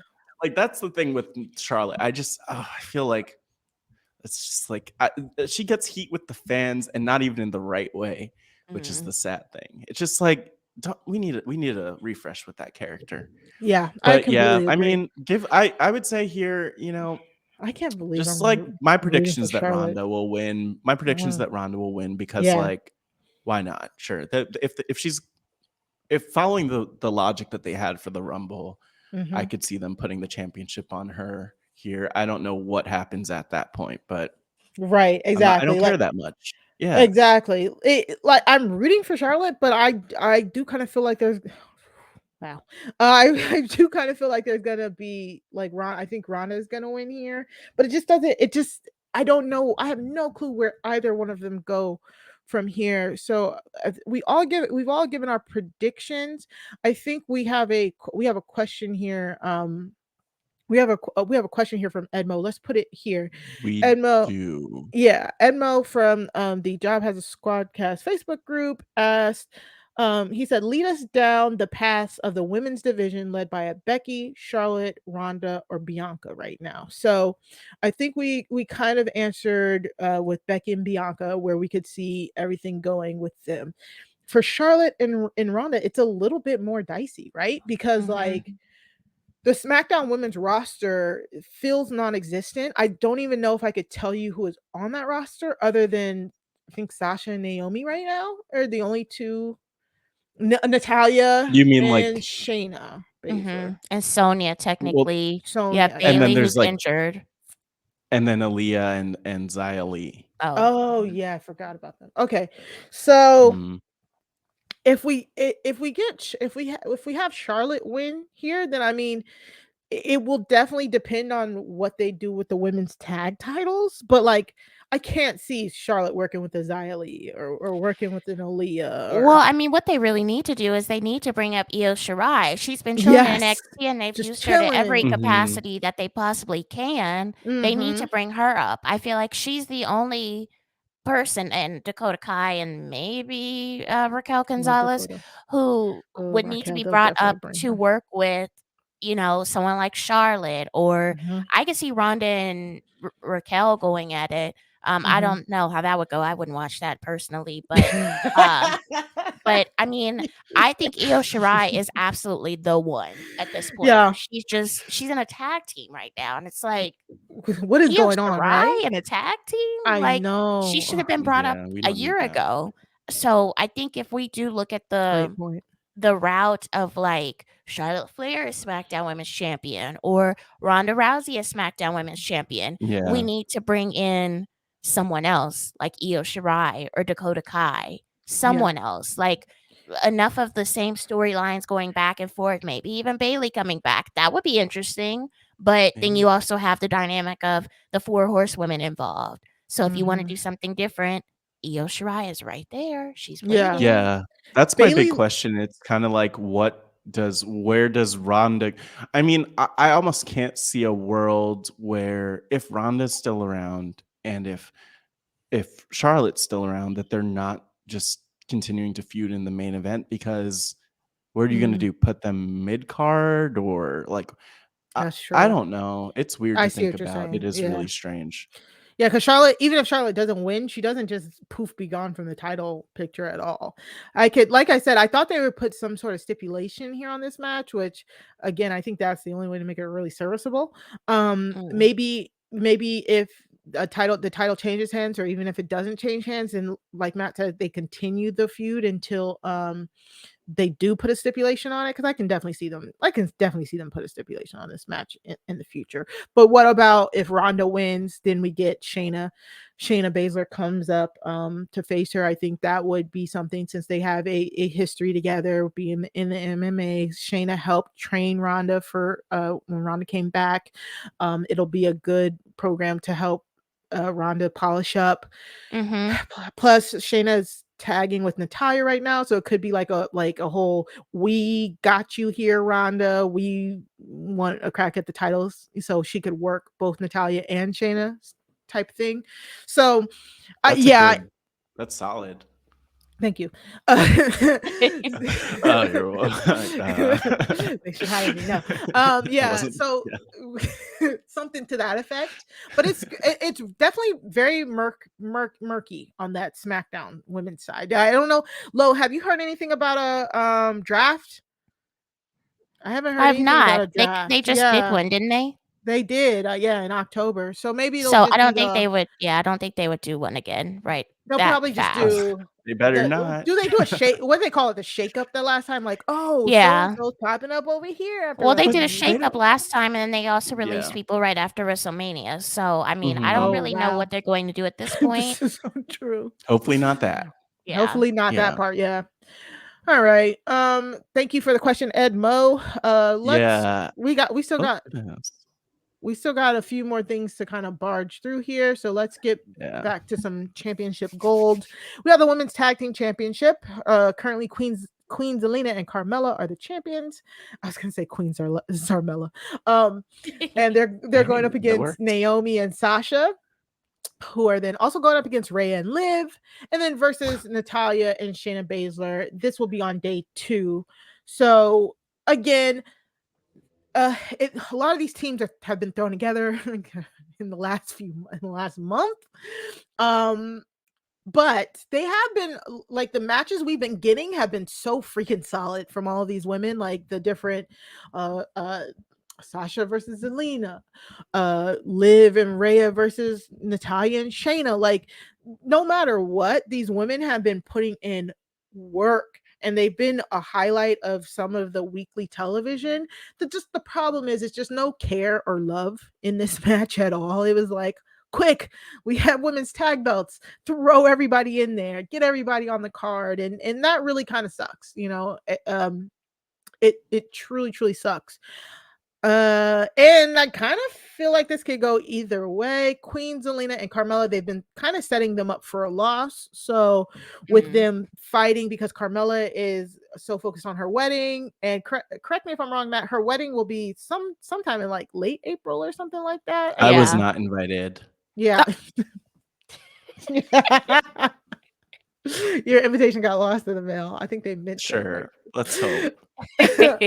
So I do love this. Like, it's kind of saving them. It's kind of like shielding them a little bit. Like, Carmella is so focused on the wedding that she's not doing what she needs to do. So if they lose, it's fine. And then she has to actually go get married and probably go on a honeymoon. So the likelihood of them winning is very, very low here.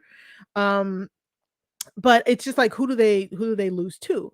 Of course I'm gonna be like, I got my Naomi shirt on. I Naomi, Sasha crew in the house, and I love them, but it's still just does feel thrown together. And then who do they face after that? You know what I'm saying? So yeah, my prediction will be Naomi and Sasha. But I just wish they had handled this with a little bit more care. Mari. Yeah. Oh, Matt. Let me drag you. No, I have to jump in. So last year, let me tell you, Mari had a problem. What did I do? Because Mari was looking at the main event with Sasha and Bianca and said, I think that Sasha's going to win. I believe that was your prediction. No, I did not. Okay, a couple weeks before. Bianca is going to win, but either one of them could have won. Look, no, but I don't think, this is the thing. I don't think Sasha could win at Mania until it like really matters, like until it's a big like main event one-on-one match. I think that it's just weird to me that she's 0-6, right? 0-6. That's a weird record to me. And to me, it seems intentional for someone like Sasha. I don't think she's going to win here, as great as it would be to see this like tag team of Sasha and Naomi flourish. In my mind, I'm like thinking my thoughts on this are super quick. Like, either Natty and Shayna are taking it, and then there's the whole thing with Ronda that you mentioned, which would be really interesting.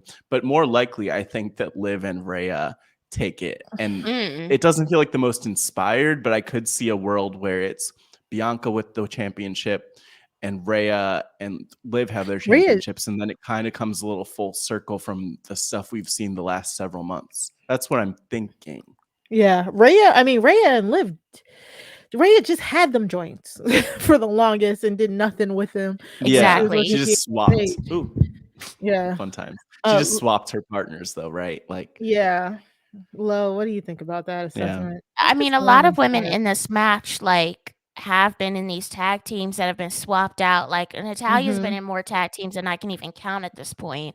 True. And they've had Shayna in tag teams, and Rhea's been in tag teams, Liv, obviously. But the only ones that I feel like have meshed well together so far, well, I feel like Rhea and Liv have. They've been together a short amount of time, but you think about 2 the weeks. history, right? You think about the history, like Naomi and Sasha have been in a tag team before. It did feature Tamina, but they have worked in a tag team capacity before, so they do have a little bit more communication when it comes to different moves and stuff. But I want to see them win. I think, yeah, it would be nice to see Sasha finally win at WrestleMania in a singles capacity, but we've been waiting for Naomi to really have a big moment for how long now? And even if Sasha is involved, I mean, it's a win for both of them. So I want to either see them win or I want to see Rhea and Liv win. I feel like the fans have really connected well with them. A lot of the fans really love Liv Morgan and Rhea Ripley as singles competitors, and they have worked well together. I mean, I think their aesthetics fit nicely together as a tag team. So I wouldn't be mad if they won either. I think Carmella and Zelina definitely need to get rid of the titles at this point. Like, they've been a really weird match, in my opinion. Like, I think they're both like really, really strong alpha female characters that really had no business being paired together in the first place. Like, I personally have not liked them as a tag team. I think they both work well as singles competitors, and they shouldn't have been paired in the first place. And to be completely honest with you, the fact that they're using Carmella's wedding is almost like a reason why they're losing the titles is something that I do not like. I really don't like the way that they've been I get that. intertwining her and Corey Graves. Like, it's been really weird to me. Yeah. And I know it's publicity. I know it's publicity for the reality show, but like, no one really watched the reality show. I did because I'm nosy, but like, I get it. I completely understand. I don't see them. Yeah. And then don't even get me started on Natalya and Shayna. Like, they are two strong competitors. Like, Natalya, don't get me wrong, Natalya is damn near like the anchor of the WWE women's division because she's reliable. Like, you can put her in any type of position and she will do the job, like 100%. But like, Shayna has been at this point on the roster that I have not liked for a long time now, where we know what she was doing in NXT. Like, she was running through people, like absolutely ruthless. And as soon as she got up to the main roster, was like, well, is this the same person? Like, now you're pairing her with Natty, which is not a bad pairing, but they didn't need to be added to this match. Absolutely not. Like, it could have either been a 3-way or it could have been Sasha and I got Bianca on the mind. you're good. Sasha and Naomi versus Zelina and Carmella, and I felt like it would have been a good match. Yes. So I don't know. I'm not a fan of let's have four teams in a match together. Y'all did that last year. Yes. Exactly. That's the thing for me, is that they did it last year, and so it then makes it tough. I mean, I'm not trying to make it about like us as podcasters, but that's where we have the moments in our heads where it's like, wait, who was in that 4-way match or that 4-way? And then which year did that take place? And like, what's going on? I'm totally with you, though. I would love to see Sasha and Naomi with the championships. And if they win here, I'd be so happy. I'm just tired of getting my hopes up around Naomi or Sasha. I've probably predicted. Oh my God. I've probably had so many predictions against Naomi being successful, especially in the last year, just because, we know how things have been with her. And they don't always treat her like she deserves to be treated. And, maybe like hearing both of you, the more I think about it, my prediction would almost have to be Liv and Rhea here. And I don't want to see that personally, but that's kind of, I don't know. We'll see what happens. Yeah. So I think I don't want to see sad Sasha. Yeah. I think the problem here is, you know what? This is our show, and we can do whatever we want to. So we're gonna do a mid-podcast shoot. That's right. Oh, damn. Yes, I'm doing it right This here, is not right mid now. podcast. It's First of all, yeah, just so it's people actually like know. near the end, kind of, right? It's Okay, like yeah. oh no, in the regular, I but was we have like- so much card left. But Yeah. so the shooting in wrestling means any unscripted real life events. For us, the shoot here is where we go over something that really grinds our gears or something we just want to give a shout out for. So let's my shoot segment this week is the women's matches themselves on WrestleMania. So we're speaking about all these women. This match, like I said, it's a lot of good workers, but none of them should be in these tag teams really. And it brings me to the subject of the shoot is why are there no women's matches, like regular non-titled women's matches on this card? On this card, the only women's matches are for both the women's championships and then these tag titles. Nothing else. The men have all these frivolous matches that we're going to get into after this one. It's just frivolous match after frivolous match. Hopefully we'll breeze right through them. Yeah, and I'm very upset because as much as I want Naomi and Sasha to win the belts, and they'll officially be my pick no matter what. I'll just pick them. Naomi should be in a singles match against Sonya Deville here at WrestleMania. They built that storyline so well over a couple of months, and I don't feel like that there's a good resolve to it at that Saudi show where where they teamed with Ronda and Charlotte was a really good match. And okay, nope, I'm being nice. It was a good storyline match. The match itself wasn't that great. You mean last month? Yeah, last month. That's why I said I kind of had to pull back. I had a lot of thoughts on that match. I'm not going to. Yeah, I know you hated it. Yes, no, but storyline wise, it made sense. So why aren't we getting Naomi versus Sonya Deville? Why did Naomi get thrown into a random tag team with Sasha Banks to go after these title belts? Is it because again you guys needed to get people on the card that you knew would pull money? Sell tickets. Exactly. Like, why isn't Sasha facing Charlotte? We know why she's not facing Charlotte, even though that was what some of the buildup was, for the past couple weeks. Sure, whatever.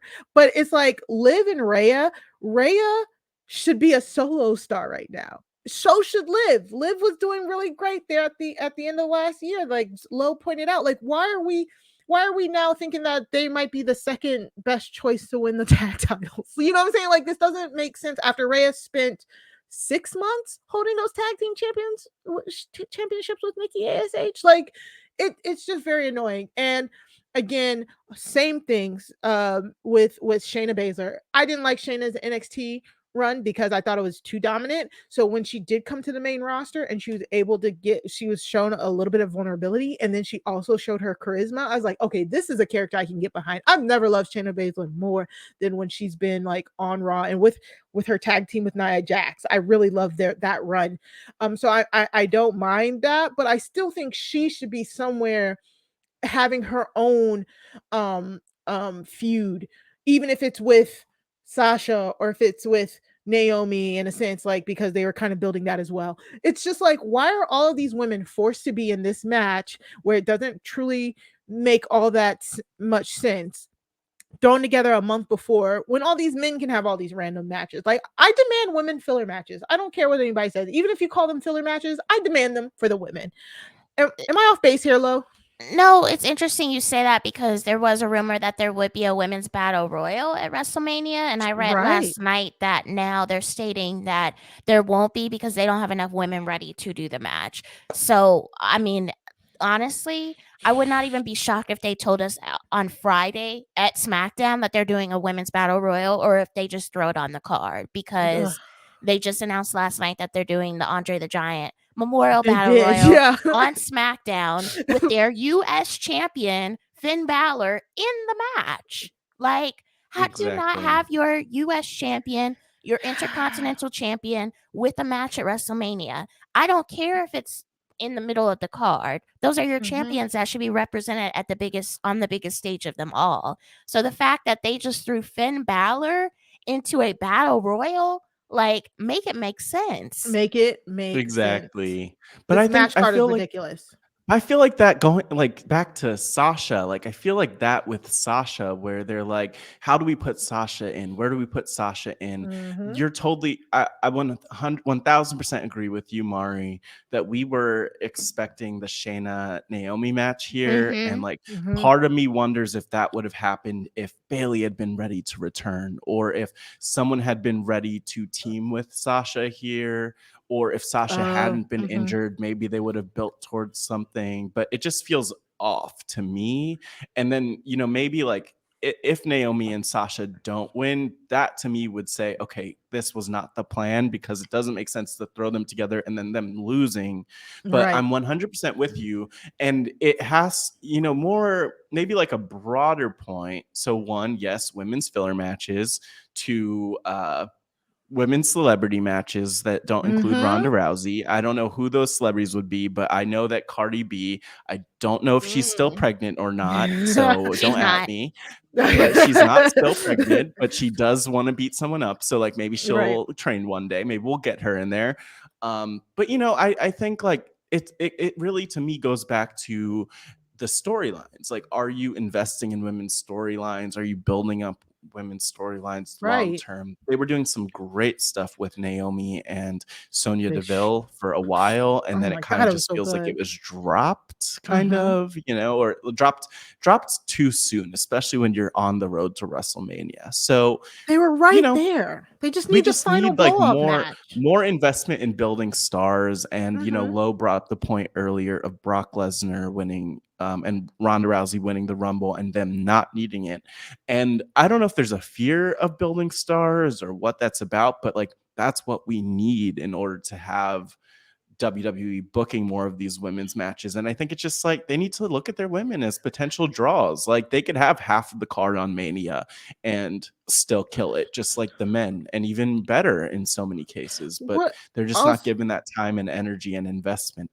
Right. Like I'll stop KO's talking. KO is getting some time against Stone Cold. Trish is supposed to be there apparently, right? She's going to be like sharing hosting duties. She has her boots. That's what she told Becky. Why Oh, isn't she Trish is? I fighting? thought she was doing the Canada shows. I think Is she somebody doing Mania? said I I heard thought about the she Canada was. shows, but we Maybe got a I'm wrong. question from Derek, I believe, from Mhm. who's a listener, that mentions that Trish is supposed to quote unquote host. So maybe she's hosting Okay. part of it, because Mm. I didn't hear her being announced as like the host of Mania. But yeah, Okay. there has been some weird stuff with Trish lately where Okay. they've been like, she's been around. Right. Right. And even not Trish. Where's Lita at? Lita, she Mm. she went up against Becky at Bring the mom back. Saudi show. Like she could be doing something right now. Ivory cut that really great promo after the women's Oh, match. yeah. Please Yeah. give her a new right to censor. I would love that. Or put her up against somebody she thinks is dressing too provocatively. You know what I'm saying? Like, why can't we get something to that effect Yeah. for the women's matches instead of just haphazardly throwing them together like this and only letting them represent through the championships and stuff like that? Like, there's so many things they could do. And why is Jake Paul or Logan Paul, whichever one of the Paul, why are they here? Like, I get them I don't know off. the difference. I'm just upset. Look, And I'm just saying, like, maybe if we look on the bright side, look at us. We've been here. We've been mostly talking about women's wrestling for this podcast. We're going to breeze through these men's, and yeah. then but I think like that's kind of, this has been a long standing fight, and maybe it's just a reality and not a surprising one, but like the fight isn't over to have that representation.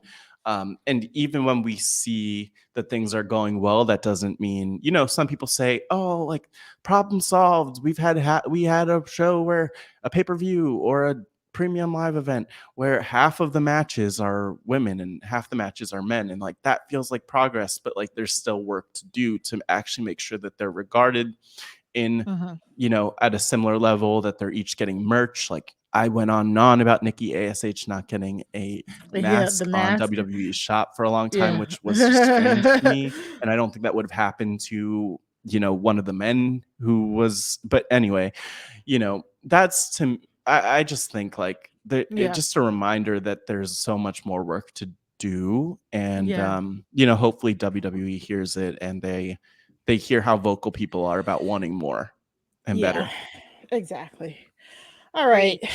Let's get to the rest of this card here because we've already We're okay. hitting the speed, I don't know what to call it. I just feel like there's a button. I Fast wish there was forward like a bell. button. Fast forward button. All right. So again, here we go. We have the Miz and Logan Paul versus the Mysterios. Miz unmasked Rey Mysterio and then gave it to Logan Paul this week. I do not care. I do not care. I do not care. I hope the Mysterios win because Rey is the ish and Dominic is him on NXT. He was on NXT the other week. Oh my god, it was so good. But I don't care about Miz or oh wait, no, that's wrong. I don't care about Logan Paul. I love the Miz. You don't care about the team together, right? definitely. Exactly. Yeah, exactly. Because I don't even know what they're fighting for. To be quite honest, it doesn't like. I don't care. Pride. Anything from? I think they're fighting for pride.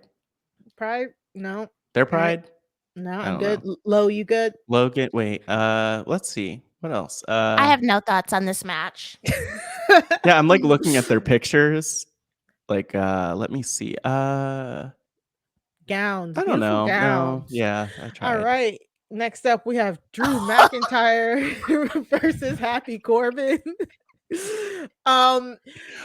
one's been going on for a long time too. This has been some long-term storytelling, but it's just like it clearly feels like they just want Drew on the card because Drew is he's big, like he's a big merch mover. So people love Drew, but against Happy Corbin and Madcap Moss and Happy Corbin. Care. No, they love Happy Pork. I don't no pork bin. Happy Corbin. They love Happy Corbin. They did the montage when last year he was Sad Corbin. I miss Sad Corbin. Sad that Corbin was a great back. Video package, by the way. And you know what? Like, I mean, I miss Sad Corbin too, because I really, even watching that video package back, I started to feel sad for him again. I never have felt Riddick Moss. I'm not sure why he's there exactly, but it's good. He has a chance to be around these two stars that know what they're doing. So hopefully it'll rub off on him a little bit. And, Drew wins here, right? Is that what we think happens? Yeah, I think so. Drew. Yeah. Has to. Him and his sword. Look at that. Whoa, any other thoughts on these two people? Absolutely not. You know what? Actually, I do have one thought. I feel like Drew has almost dropped to like a mid card now when he was at like top of the card, a year ago or 2 years ago. So it's been like an interesting transition. And I kind of feel like it could be the same thing for Baron Corbin. Like he was kind of a little bit at the top of the card when he won the King of the Ring. And, he was one of their top heels, in my opinion. And I feel now they've kind of just dwindled them down to the mid card. And to be completely honest with you, I think it's a little bit scary for Drew to be in mid card because that's where he was at the beginning of his career. I'll take that back. He was higher up because he was, Vince McMahon's protege. And then he kind of started dwindling down. And then he was on like Main Event or like Superstars with Heath Ledger and Jinder Mahal. And then he got fired. So I hope they start utilizing him at a high card talent but I don't know who he would face at this point because you have Roman tied up, you have Brock tied up, now there's going to be one championship. So it's like, who would he go for? He would have to go for like a mid-card title. He would have to go for like the Intercontinental title or the United States title. But at the same time, they're not even being treated properly. Finn Balor in the Andre the Giant Memorial Battle Royal. Like, and Ricochet is on WrestleMania Friday. AKA the WrestleMania kickoff show. That is SmackDown. AKA SmackDown. No, you know what? No, I'm with you. I think that, I agree. Like one thing I would suggest for WWE to do is to like bring in like a legend or a part-timer, just to even give people things to do. Like they obviously didn't need to do that with the Lita Becky situation, and I loved that. But if they had some other people they could kind of tap and pull in and be like, Drew, here's a new obstacle. Let's throw in this X Factor character. I don't mean X-Pac. Just give us something. He very much feels like he's treading water until they figure out, like, till smoke settles with but you know what's so interesting though? they have him doing like PR for like Money in the Bank here. He was on the news the other day Oh, and he's doing PR. So obviously, in some type of fashion, they still do see him as like top star in their company, but he's wrestling at mid card level. So yeah. it like doesn't make any sense to me. Has I he don't know. won Money in the Bank? He has, No. right? No? Why does Has it he? feel was like in I it. don't Oh, maybe know. He he was in it. has. Or he was close at one point. Did Drew win Money in the Bank at all? What? I What a don't know. Maybe question. not. The Tweet Money in us the if he Bank won Money in the cash-ins Bank. have been like really like apart from Big E's last year, right? That was last year. Yeah, they have been real Drew has mid. never won Money in the Bank. Okay, so maybe that's where we go. Eh, So let's- I think we're all got Drew there. The SmackDown Tag Team Champion match, the Usos are the current champions versus Rick Boogs and Shinsuke Nakamura. Do the Usos win here, or That's what I'm trying what's to figure happening? out. I Yes. don't I feel so know. thrown off. Yeah, I I mean, you assume, do. right? You assume There's not, yeah, there's no build up, but so they anything might could as well keep the happen. titles. Anything could happen at Mania. Yeah, Rick Boogs and Shinsuke are like I love them together, but it does Right. kind of feel like they're about to break them up for some reason. I'm getting that that vibe because Rick Boogs has like Heel Vince Boogs. McMahon. Well, I don't know. I don't. When I say break them up, I don't know if they're going to turn on each other. I just feel like they might not wrestle it with each other anymore. Depending on how they do that. Because Rick Boogs looks like what Vince wants a wrestler to look like. He has that real True. old school look. Yeah. Like, yeah. So I could see them breaking up sometime soon. So just for the sheer fact that there's not any actual storyline, I'm just gonna say the Usos retain. I think so too. Yeah, that makes sense. Yeah. But I wouldn't be shocked. I mean, I wouldn't be shocked if Shinsuke and Rick Boogs win, but I just No, I wouldn't. It's like what. It's like a throwaway. It's like, what do we? I mean, here's the thing with the Usos. It all comes down to the fact that they're part of the bloodline, and we know how right, Roman feels when the exactly. Usos lose. Then it has to be a Mhm. storyline where he's disappointed with them. So I mean, Exactly. maybe they keep the championships here, and then they have all the gold. Or That's what I'm thinking. I honestly don't feel like I have the energy for this match. No, and I agree with you too. I mean, again, I hate to say it, like I see Shinsuke Nakamura as again one of those people that was higher up on the card a couple months ago. He had a title, like, and now he doesn't. Now he's wrestling as a tag team. Like, Mm. and I get that people should be versatile as wrestlers. Do not get me wrong, but I feel like a lot of these superstars that they're placing high up on the card, that then they lose their title and they don't know what to do. It's Yeah. almost like, okay, like let's just put him in a tag team with the guy that plays guitar for him. Like, Yeah. what? No, I mean, obviously Boogs wrestles, we know that. But I don't think Shinsuke Nakamura should be a tag team competitor at this point. Like, I agree. I remember he was tagging with Sami Zayn for a while, which I found entertaining because I do like both of them and I felt like they worked well together. But Shinsuke Nakamura has enough talent, in my opinion, to be a singles competitor right now. I don't think he needs to be in a tag team. And having them face off against the Usos is like a strange mix to me. The fact that Shinsuke hasn't gone up against heel Roman is so disconcerting to me. I mean, Yeah. that would be such a good dynamic there. Heel Roman versus Shinsuke, the WWE Golden Boy versus King of Strong Style. Like, It could how can you happen. not have done that just within the past year? But Just it could for. still happen. I mean, Even I the don't episode know. of I'm hopeful. SmackDown, I mean, I think that would have been something that brought in a lot of people because Yeah. you don't expect to see Shinsuke Nakamura versus Roman Reigns on a random SmackDown, but I can also see why it hasn't happened yet because I feel like their paths just haven't crossed. True. Well, we shall see. Yeah, all of us on the Usos for that one. This one's kind of interesting. The Edge versus AJ Styles stuff. That'll be on day one. Edge has been so compelling in his new heel role.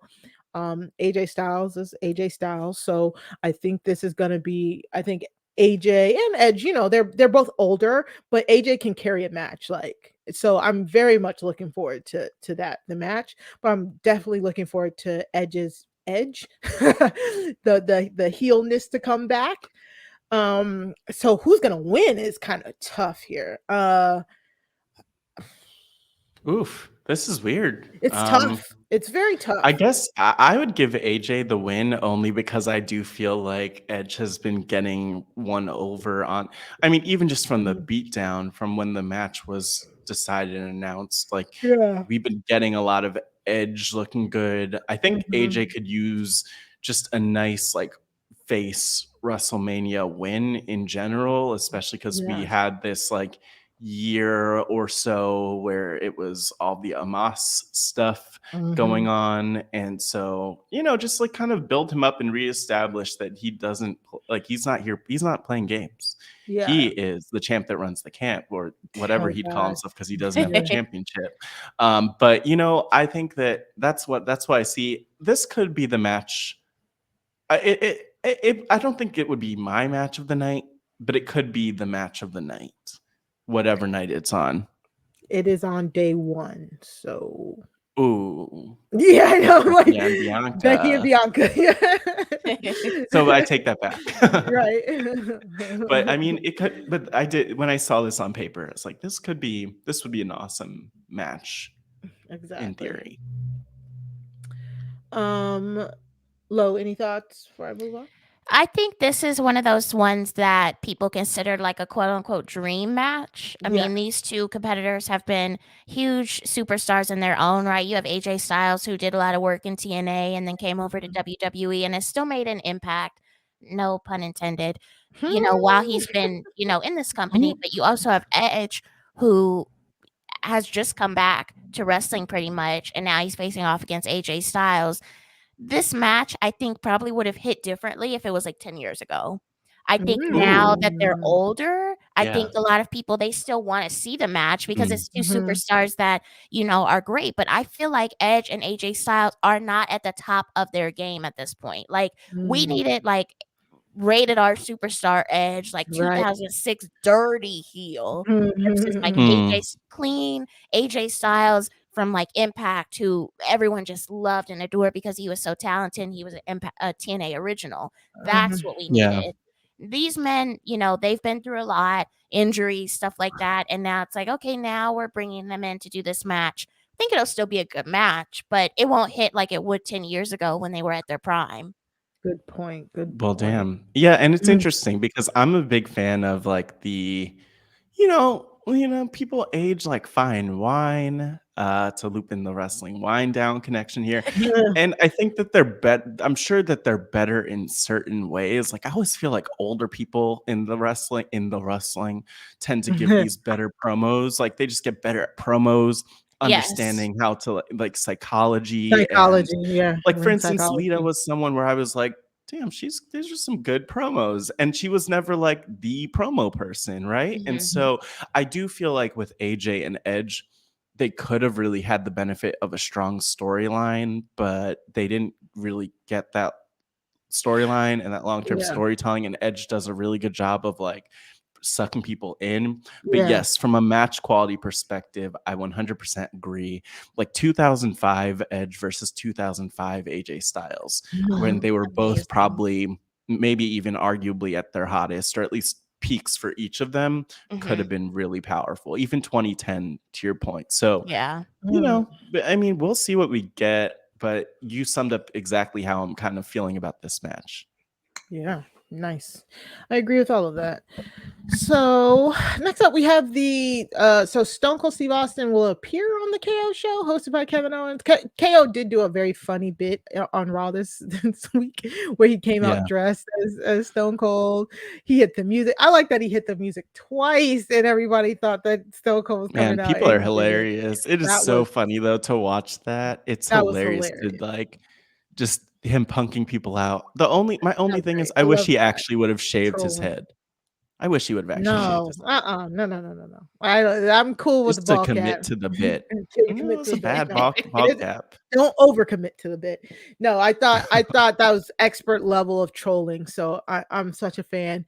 Edmo again asked thoughts on the rumor that the KO show with Austin will be closing night one. This is. I've seen that. But Oh you have my where? god! I've seen that on Twitter as well, that people think it will close out night one to go into a Right. match the following night. And I don't think so. I think it might be right before like Ronda and Charlotte, but I Yeah. 100% do not think it'll close it out. Stone Cold Steve Austin, I can't say enough good things about him. Like, he is one of my favorite superstars, but he is not an active superstar. So it's like, to have him at a like closing out the night makes no sense to me. Yes, Yeah. he's from Texas. Yes, it's a big deal that he's here, but he's not wrestling. Like, it's a Yeah. segment. So Yeah. I feel like they'll put him closer to the end, but he's not closing out that show. Like, they want someone pointing at that damn sign to close out the show, and they're Yeah. not doing that. That's what it is. Yeah. Yeah, But I they want also the don't fireworks. Yeah. exactly. I don't see. I could be wrong here. I don't see Stone Cold wrestling. I don't. And if he does, like, it's going to Mhm. be very short. I think Stone Cold has done a Yeah. really good job. He's one of the only wrestlers that I could think of off the top of my head who retired and stayed retired. Yeah. Yes, he's done the different in-ring promos, and he might, do a stunner every once in a while, Yeah. but like, he has not had a full match. And I think there's been a lot of apprehension from the fans who say, Stone Cold has been one of the only ones who has actually stayed retired. You have Shawn Michaels, who has came back. You've had, all these other superstars who say, I'm done, and then they go wrestle either in WWE years later, or Impact, or AEW, or somewhere else. And I hope that Stone Cold is different from them. I hope that he does not decide, well, let me just do a match the next night. Obviously, I'm going to watch Right. it, but at the same time, I'd be like, oh, okay, money grab pretty much. And I don't want him to be like that, because he's done so much outside the wrestling community that I don't feel like he needs a check from WrestleMania to wrestle Kevin Owens for like 3 minutes.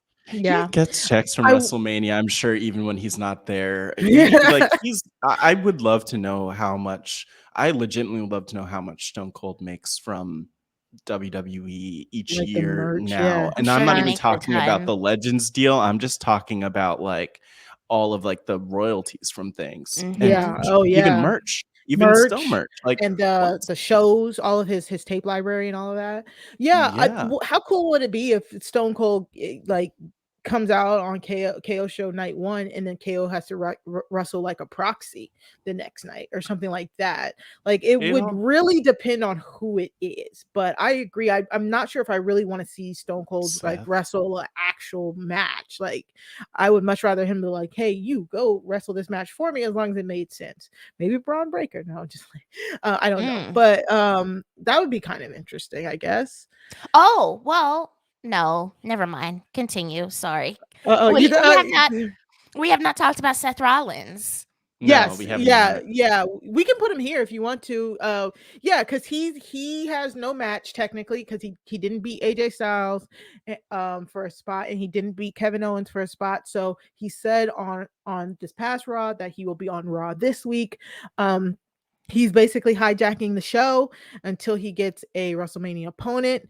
The rumors are it's going to be Cody Rhodes, but we'll find out on Raw, from what we say. So Cody's signed.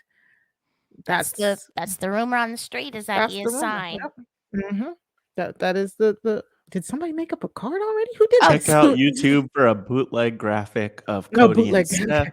Yeah. Yeah, whoever made this even put the peacock. I know. That's what I was like. This is nice. Whoever's emblem that is in the corner there. We keep seeing this with like fake stuff where they're like, "Oh, Jeff Hardy's in AEW," and you'll see like the official Jeff Hardy's All Elite, but then it'll be like 10 fan made things. Yep. It's great. So yeah, Seth. Who knows, man?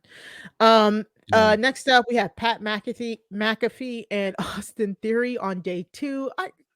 I'm happy for Pat because I'm so glad that he gets to live his dream. I hope he beats the snot out of Austin Theory. And then that's about all I gotta say. Snatch him. Yes. No. That's all I Leave him want. That picture alone. of Austin Theory is scary. I I mean, yeah, but like don't like him. that's so. what he gives, you know? He just you just don't want anything to do with this man. He Absolutely probably not. I mean, I'm not gonna say he's gonna murder anyone. That's just the Please vibe I don't. get from him sometimes. Yeah. Not this render. It's too close to home. Yeah. No. So No, I don't know. What do you yeah. think about I'm excited about this match. I'm excited in the sense that like, you know, when you have like the big meaningful match happen. I don't know. Maybe it'll like this might come on after Edge versus AJ Styles and them going for like 40 minutes or whatever they're gonna end up doing. And then we'll get this as like the Cool breather. down. Mhm. Yeah, the cool down or what, you know, like that spot where the crowd's kind of more No, dead. Edge is going for Like day one. I'm Sorry. glad that I hope that this fills that spot, you know, because in the past, many moons ago, that used to be like the women's match spot again when there was Yeah. like one women's Mhm. match. So let's hope that this what's his name, Austin Theory and Pat McAfee goes in that spot. Let's see if Vince McMahon pops his head out there. Yeah. That could Yeah. be fun That'd and be interesting. Yeah. Yeah. All right. We have an anything. So wait, What? Pat McAfee's winning here. Is that our prediction? Yes. Yeah. Anything goes match, Sami Zayn versus Johnny Knoxville. So this is the only celebrity match on this card I will accept. Because, I mean, Logan Paul. Oh, because I should have let you finish. Yes, I like this. I like the build up to this. I like the Royal Rumble appearance. Them Sammy going to the Jackass red carpet. I love all of that. So I'm fine. I'm totally fine with this match, and it's gonna be anything goes. So that I mean, can you imagine they're breaking out the stapler? I'm thinking Yeah. somebody's getting stapled. Yeah, I think this is gonna be like an odd one with the anything goes, and Johnny Knoxville is keen. Like that's the thing. If you're gonna have like celebrities on here, they need to be like Bad Bunny. They need to be like Johnny Knoxville, where they're like, yeah, give it to me. Like Johnny Knoxville told Sammy to really kick him at one point. So it's like. I'm all down for this match. So I hope Sammy wins. He might not because it's an anything goes match, so anybody can interfere. Maybe the other Jackass guys will come out. That's and what I beat was him up. thinking. Yeah. Yeah, but I'm just gonna go with Sammy because I'm gonna say Sammy. Lo, are you feeling this match? I actually like this match. I texted Sammy. He did not text me back. So, you know. Oh, look at you. Yeah. Ooh, I think that this buildup has been really fun compared to like the different other celebrities that they've had. I mean, Johnny Knoxville, I feel like he's generational. Like, you know, your parents probably know about Jackass, and then younger generations know about Jackass because it's been around for a while. Yeah. So a lot of people know who Johnny Knoxville is, but rather than like a Logan Paul, who, you know, older people don't know who the hell Logan Paul is. Anyway, yeah, I feel like they've done a really good job at making Sami Zayn a heel, but he's also been like an enjoyable heel. He's been so funny that it's hard for you to not still want to keep up with what he's doing because he's just so comedic. And I feel like having him in a match with Johnny Knoxville makes a lot of sense because they're just fun characters together. It's something that you don't have to take too seriously on the WrestleMania card. A lot of these other matches, not the Logan Paul match, but the other ones, like, you know, you are taking them seriously. Here, it's kind of like, okay, we know it's probably going to be, you know, some jackassery. But I think Sammy's probably going to pick up the win, but I do see some interferences from the different, you know, jackass people. The only thing I am surprised about is that this storyline has gone on for so long because Jackass came out like months ago. So the fact that they've still been able to utilize Johnny Knoxville is impressive. Yeah. It's very and the fact that he still shows up. But you know what? You have to appreciate him because he's like, look, the movie's still in theaters. People could go get their tickets now if they want. It's still out there. Normally we'll get like it's movie's great coming marketing this week, next week. Yeah, it's like, I mean, good for him. And you know what? It's still definitely an aligned audience with the wrestling fans. So I'm not excited about this or him or that, but I love Sammy. And this will be another fun one, kind of like in the same space as like the Pat McAfee Austin Theory. Yeah. gag or whatever.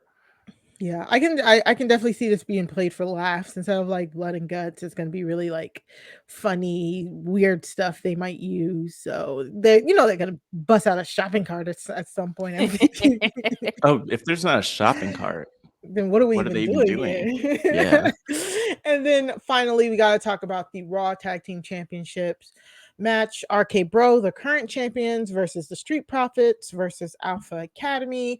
I mean, the only good thing is, like, again, this is going to be a really good match. Like, they've been showing out on Raw for the past couple of weeks, like all the mixtures of these three teams. But I just don't know where you go, because RK Bro just got these titles, off of Alpha Academy, right? And then the Street Profits just showed up and said, "Hey, we want we want in," and they're like, "Sure." So the only thing that I can think of and what I'll go with, I'll say Street Profits win here, just so that if Bianca wins, then they got all the gold. But Yeah, everything's that's what about I'm thinking. Bianca. Exactly. Everything should be about Bianca. I want Rhea and Liv to win the championships just so they could have a moment backstage with Bianca where they're like, Ooh. "Hey," and Yeah. then the same with the Street Exactly. Profits. That's all.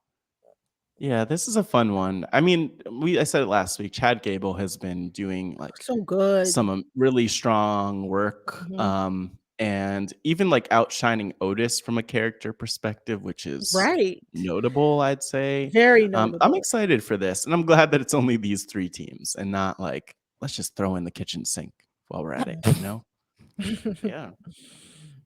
Low, any I thoughts? don't know. I don't hope the know. Street Profits win. Yeah, that's I like the hope, don't right? like the pairing of Matt Riddle and Randy Orton. Like, I Yeah. read that they were supposed to break up a while ago and they Right. haven't. Yeah. I It's been think forever. I just don't like Matt Riddle. That's probably where it sits at with me. And like I said, I think his feet are That part. musty. But like Randy They Orton, are. I feel like Randy Orton deserves better at this point of his career. Like, I don't really think he should be tag teaming with Matt Riddle. Like, Matt Riddle needs to go sit down somewhere, in my opinion. Agreed. And with Alpha Academy, I mean, I just can't get on board with them. I mean, I think it's a weird pairing. I'm still used to American Alpha with Jason Jordan and Chad know. Gable. I think they worked so well I together. miss Jason Jordan. And yeah, I think they worked so well together. And I don't know. I unfortunately see them being a part of something with Gable Stevenson when he gets brought up, which I don't like him either. So, but I feel like it's kind of like the same thing. Like, they're very like USA, Olympics, like Alpha Academy, like the One Piece, the singlet, like. And I read that Gable Stevenson accidentally spilled the beans and said that he's going to be at WrestleMania and quickly deleted the tweet. Yeah. So He did say that. like, where are you going to be at WrestleMania? Are you going to be in the building, or are you going to get involved in a match? Oh no. Or maybe I don't That's even bad want to know. news. Yeah, let's not I even. know it sounds like I'm like such a hater because I'm like, I don't like these people, but I do this on my podcast as well. I feel like the people that I don't necessarily like are justified because they've either done some really stupid shit or that's pretty much it. They've done some really stupid shit and they still are given a platform to do like this great work. And I just don't like that. I feel like it's very two-sided. Riddle. And I feel like it's very two-sided. And Gable Stevenson as well. Like, he has accusations out there. Oh, yeah. So All of it bothers me. Yeah, it bothers me. Yeah. It's not. No, we Yeah, completely agree with that. exactly. Exactly. And you know what? It's funny because like normally I realize that we just don't don't talk for the about most part avoid talking about these people just because like it's not fun to be disgusted by certain people and things that they've done or do. Right. But at the same time, here we are.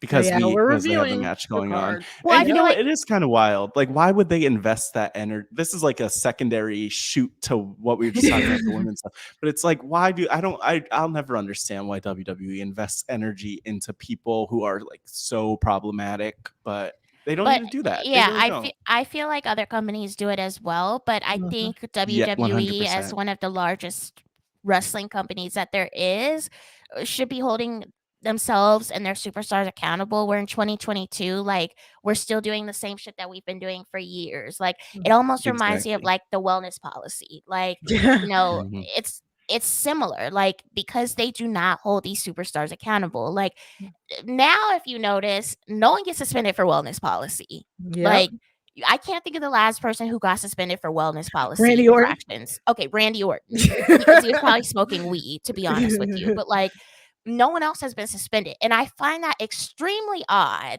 Like I feel like there's superstars that are doing stuff, but they're keeping it so on the down low now because Okay. they don't want that negative Okay. publicity. But you have to keep people accountable. Like Mhm. maybe if a superstar is put on blast for, you know, a wellness and policy infraction, they won't do it again. But Mhm. also you don't know either because WWE released 80 plus Exactly. superstars last year. Were any of those wellness related? We don't Yeah. know. And then the whole Jeff thing was kind of odd too. Oh That was gosh. they Yeah. allegedly they were. I mean, even from what I've seen in like Fightful Select, you know, and otherwise that I've heard, because like that information circulates everywhere. They had some regrets about doing that so quickly, getting rid of him so quickly Mhm. after that situation. But Regardless, I mean, I read last yeah, week that he supposedly walked out of the match. I think the yeah, the thing about wrestling and wrestling Twitter is like you never know it's true until you get like a confirmed source. And I think that's what messes us up a lot as like a community is because Mhm. so many people jump on stuff at the first moment they get and they don't Yep. actually go out right, and research it. And I think that hurts Exactly. us a lot. Because Yeah. honestly, like yeah, I still don't know the real Jeff Hardy story. I don't. no, Yeah, and that's yeah, the thing too. Like that's why we like don't pretend to report the news here. You know, we touch on big stuff we that's are not happening, but we are journalists. not This journalists. is We are not a not journalism journalists, podcast. and that is a great point.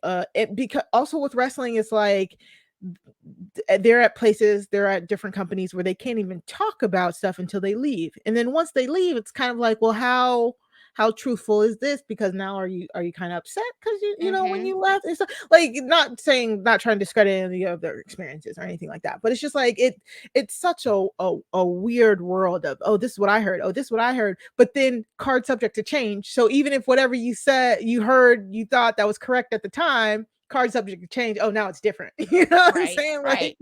Like exactly. So it's really interesting when it comes to wrestling and journalism. But Lo, who did you have in this match, in the tag team match? The Street Profits. Street Profits. Yes.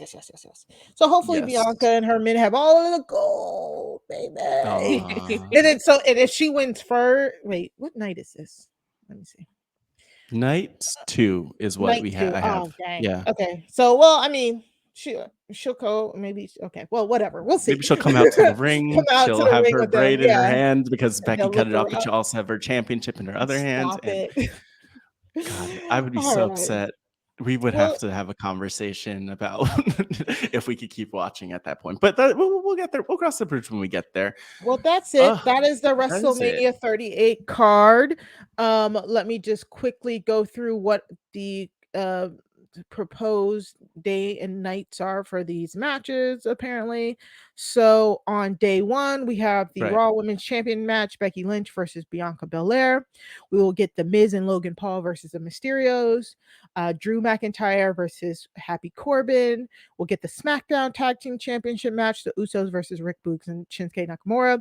We'll get Edge versus AJ Styles. We'll get the SmackDown Women's Championship match, Charlotte Flair and Ronda Rousey. And then we'll get Stone Cold Steve Austin on the KO show. Oh my God, I just saw that order, and that is ordered as if Stone Cold and them are going on last. That's really interesting.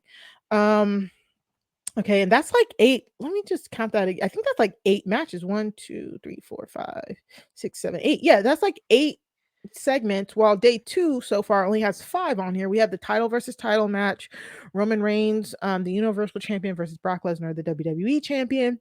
We have the Women's Tag Championship match, Queen Zelina and Carmella are the champions versus Naomi and Sasha Banks versus Rhea Ripley and Liv Morgan versus Natalia and Shayna Baszler.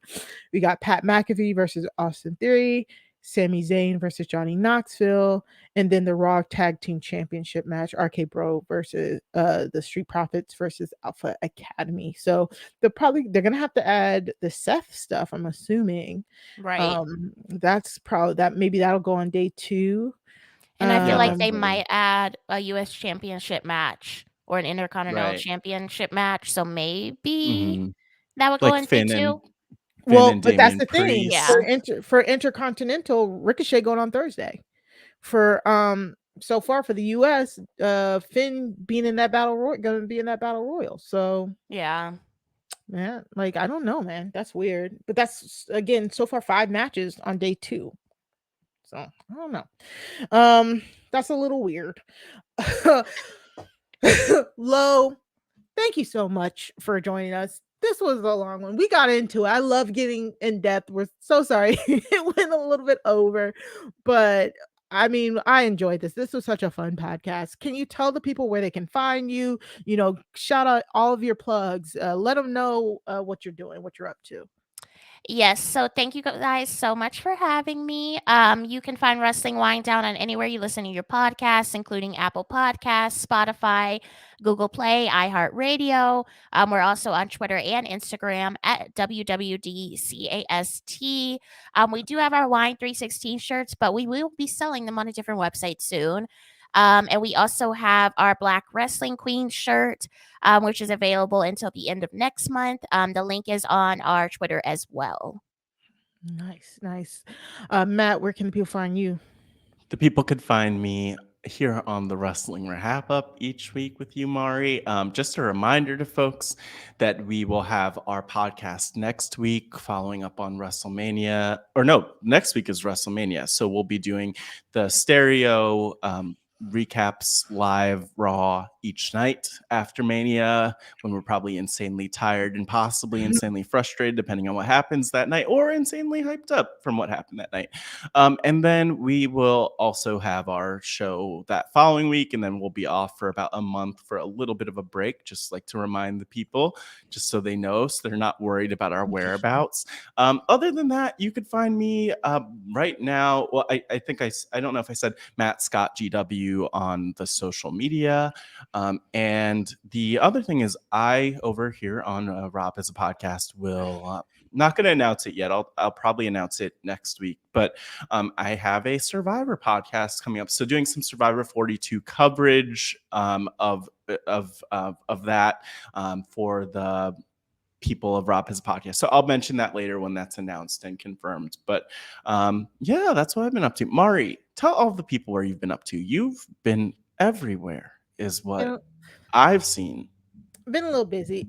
So Yeah. you can always find me on Twitter at Mari Talks Too Much. That's 2 like the number 2.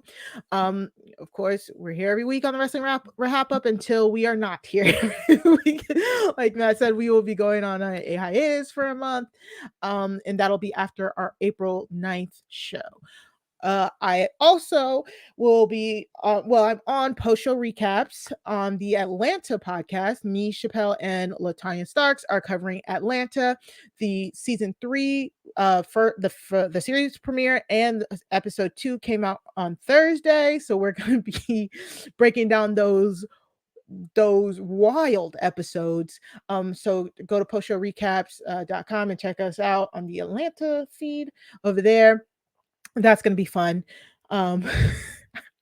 Those episodes were just wild.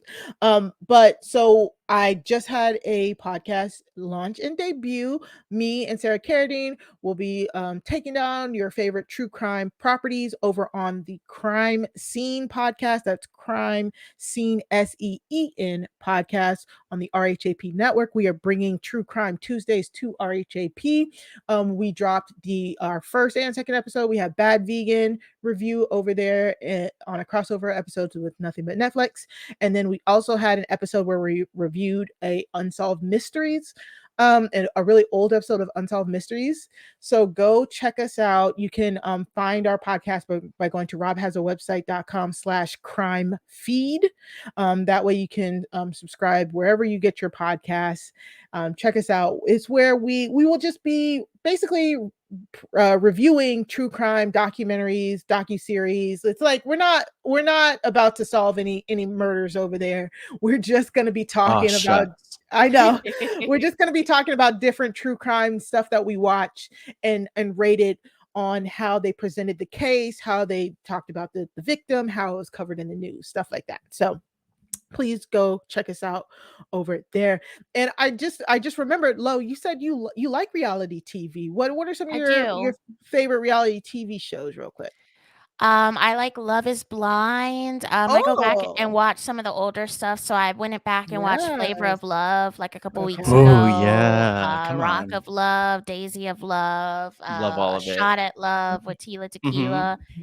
My friend did tell me to check out Love Island as well as there's another one she told me to check out. She gave me like a whole list, so I still have to go back in and check those. But Love is Blind currently. Awesome. Yes. If you are looking to listen to a few podcasts about reality TV, hopefully you can go on and check out the reality TV RHAPup's feed. For Rob has a podcast that's like what our network does. We do reality TV. So yeah, go to robhasawebsite.com/subscribe so you can find all of your reality TV podcasts. And yes, there's I will just mention really quickly, we have a number of like of love or not of love. So thankfully, look, if there was an of love podcast feed covering Flavor of Love and all that, I better be there. But I will say there's it's called the Hot Dummies on Islands podcast feed over there. So we have, check it out, RHAP, lots of coverage, friends in your head, talking about shows you love in case you're ever looking for those low.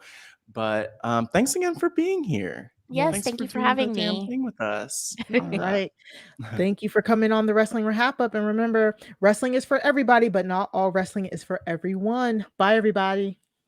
Bye. Throw 'em up, lay it down just like Matt and Mari. Wrestling RHAPup's gonna make it sorry. Feeling like The Rock, cause I'm driving in Ferraris. And we coming every week and it's feeling like a party. Moolah Ric Flair, showing out like Bianca, Belair, Best podcast, flush it in the air, Roman Reigns and we win it, don't care, No cap. Throw 'em up, lay it down just like Matt and Mari. Wrestling RHAPup's gonna make it sorry. Feeling like The Rock, cause I'm driving in Ferraris. And we coming every week and it's feeling like a party.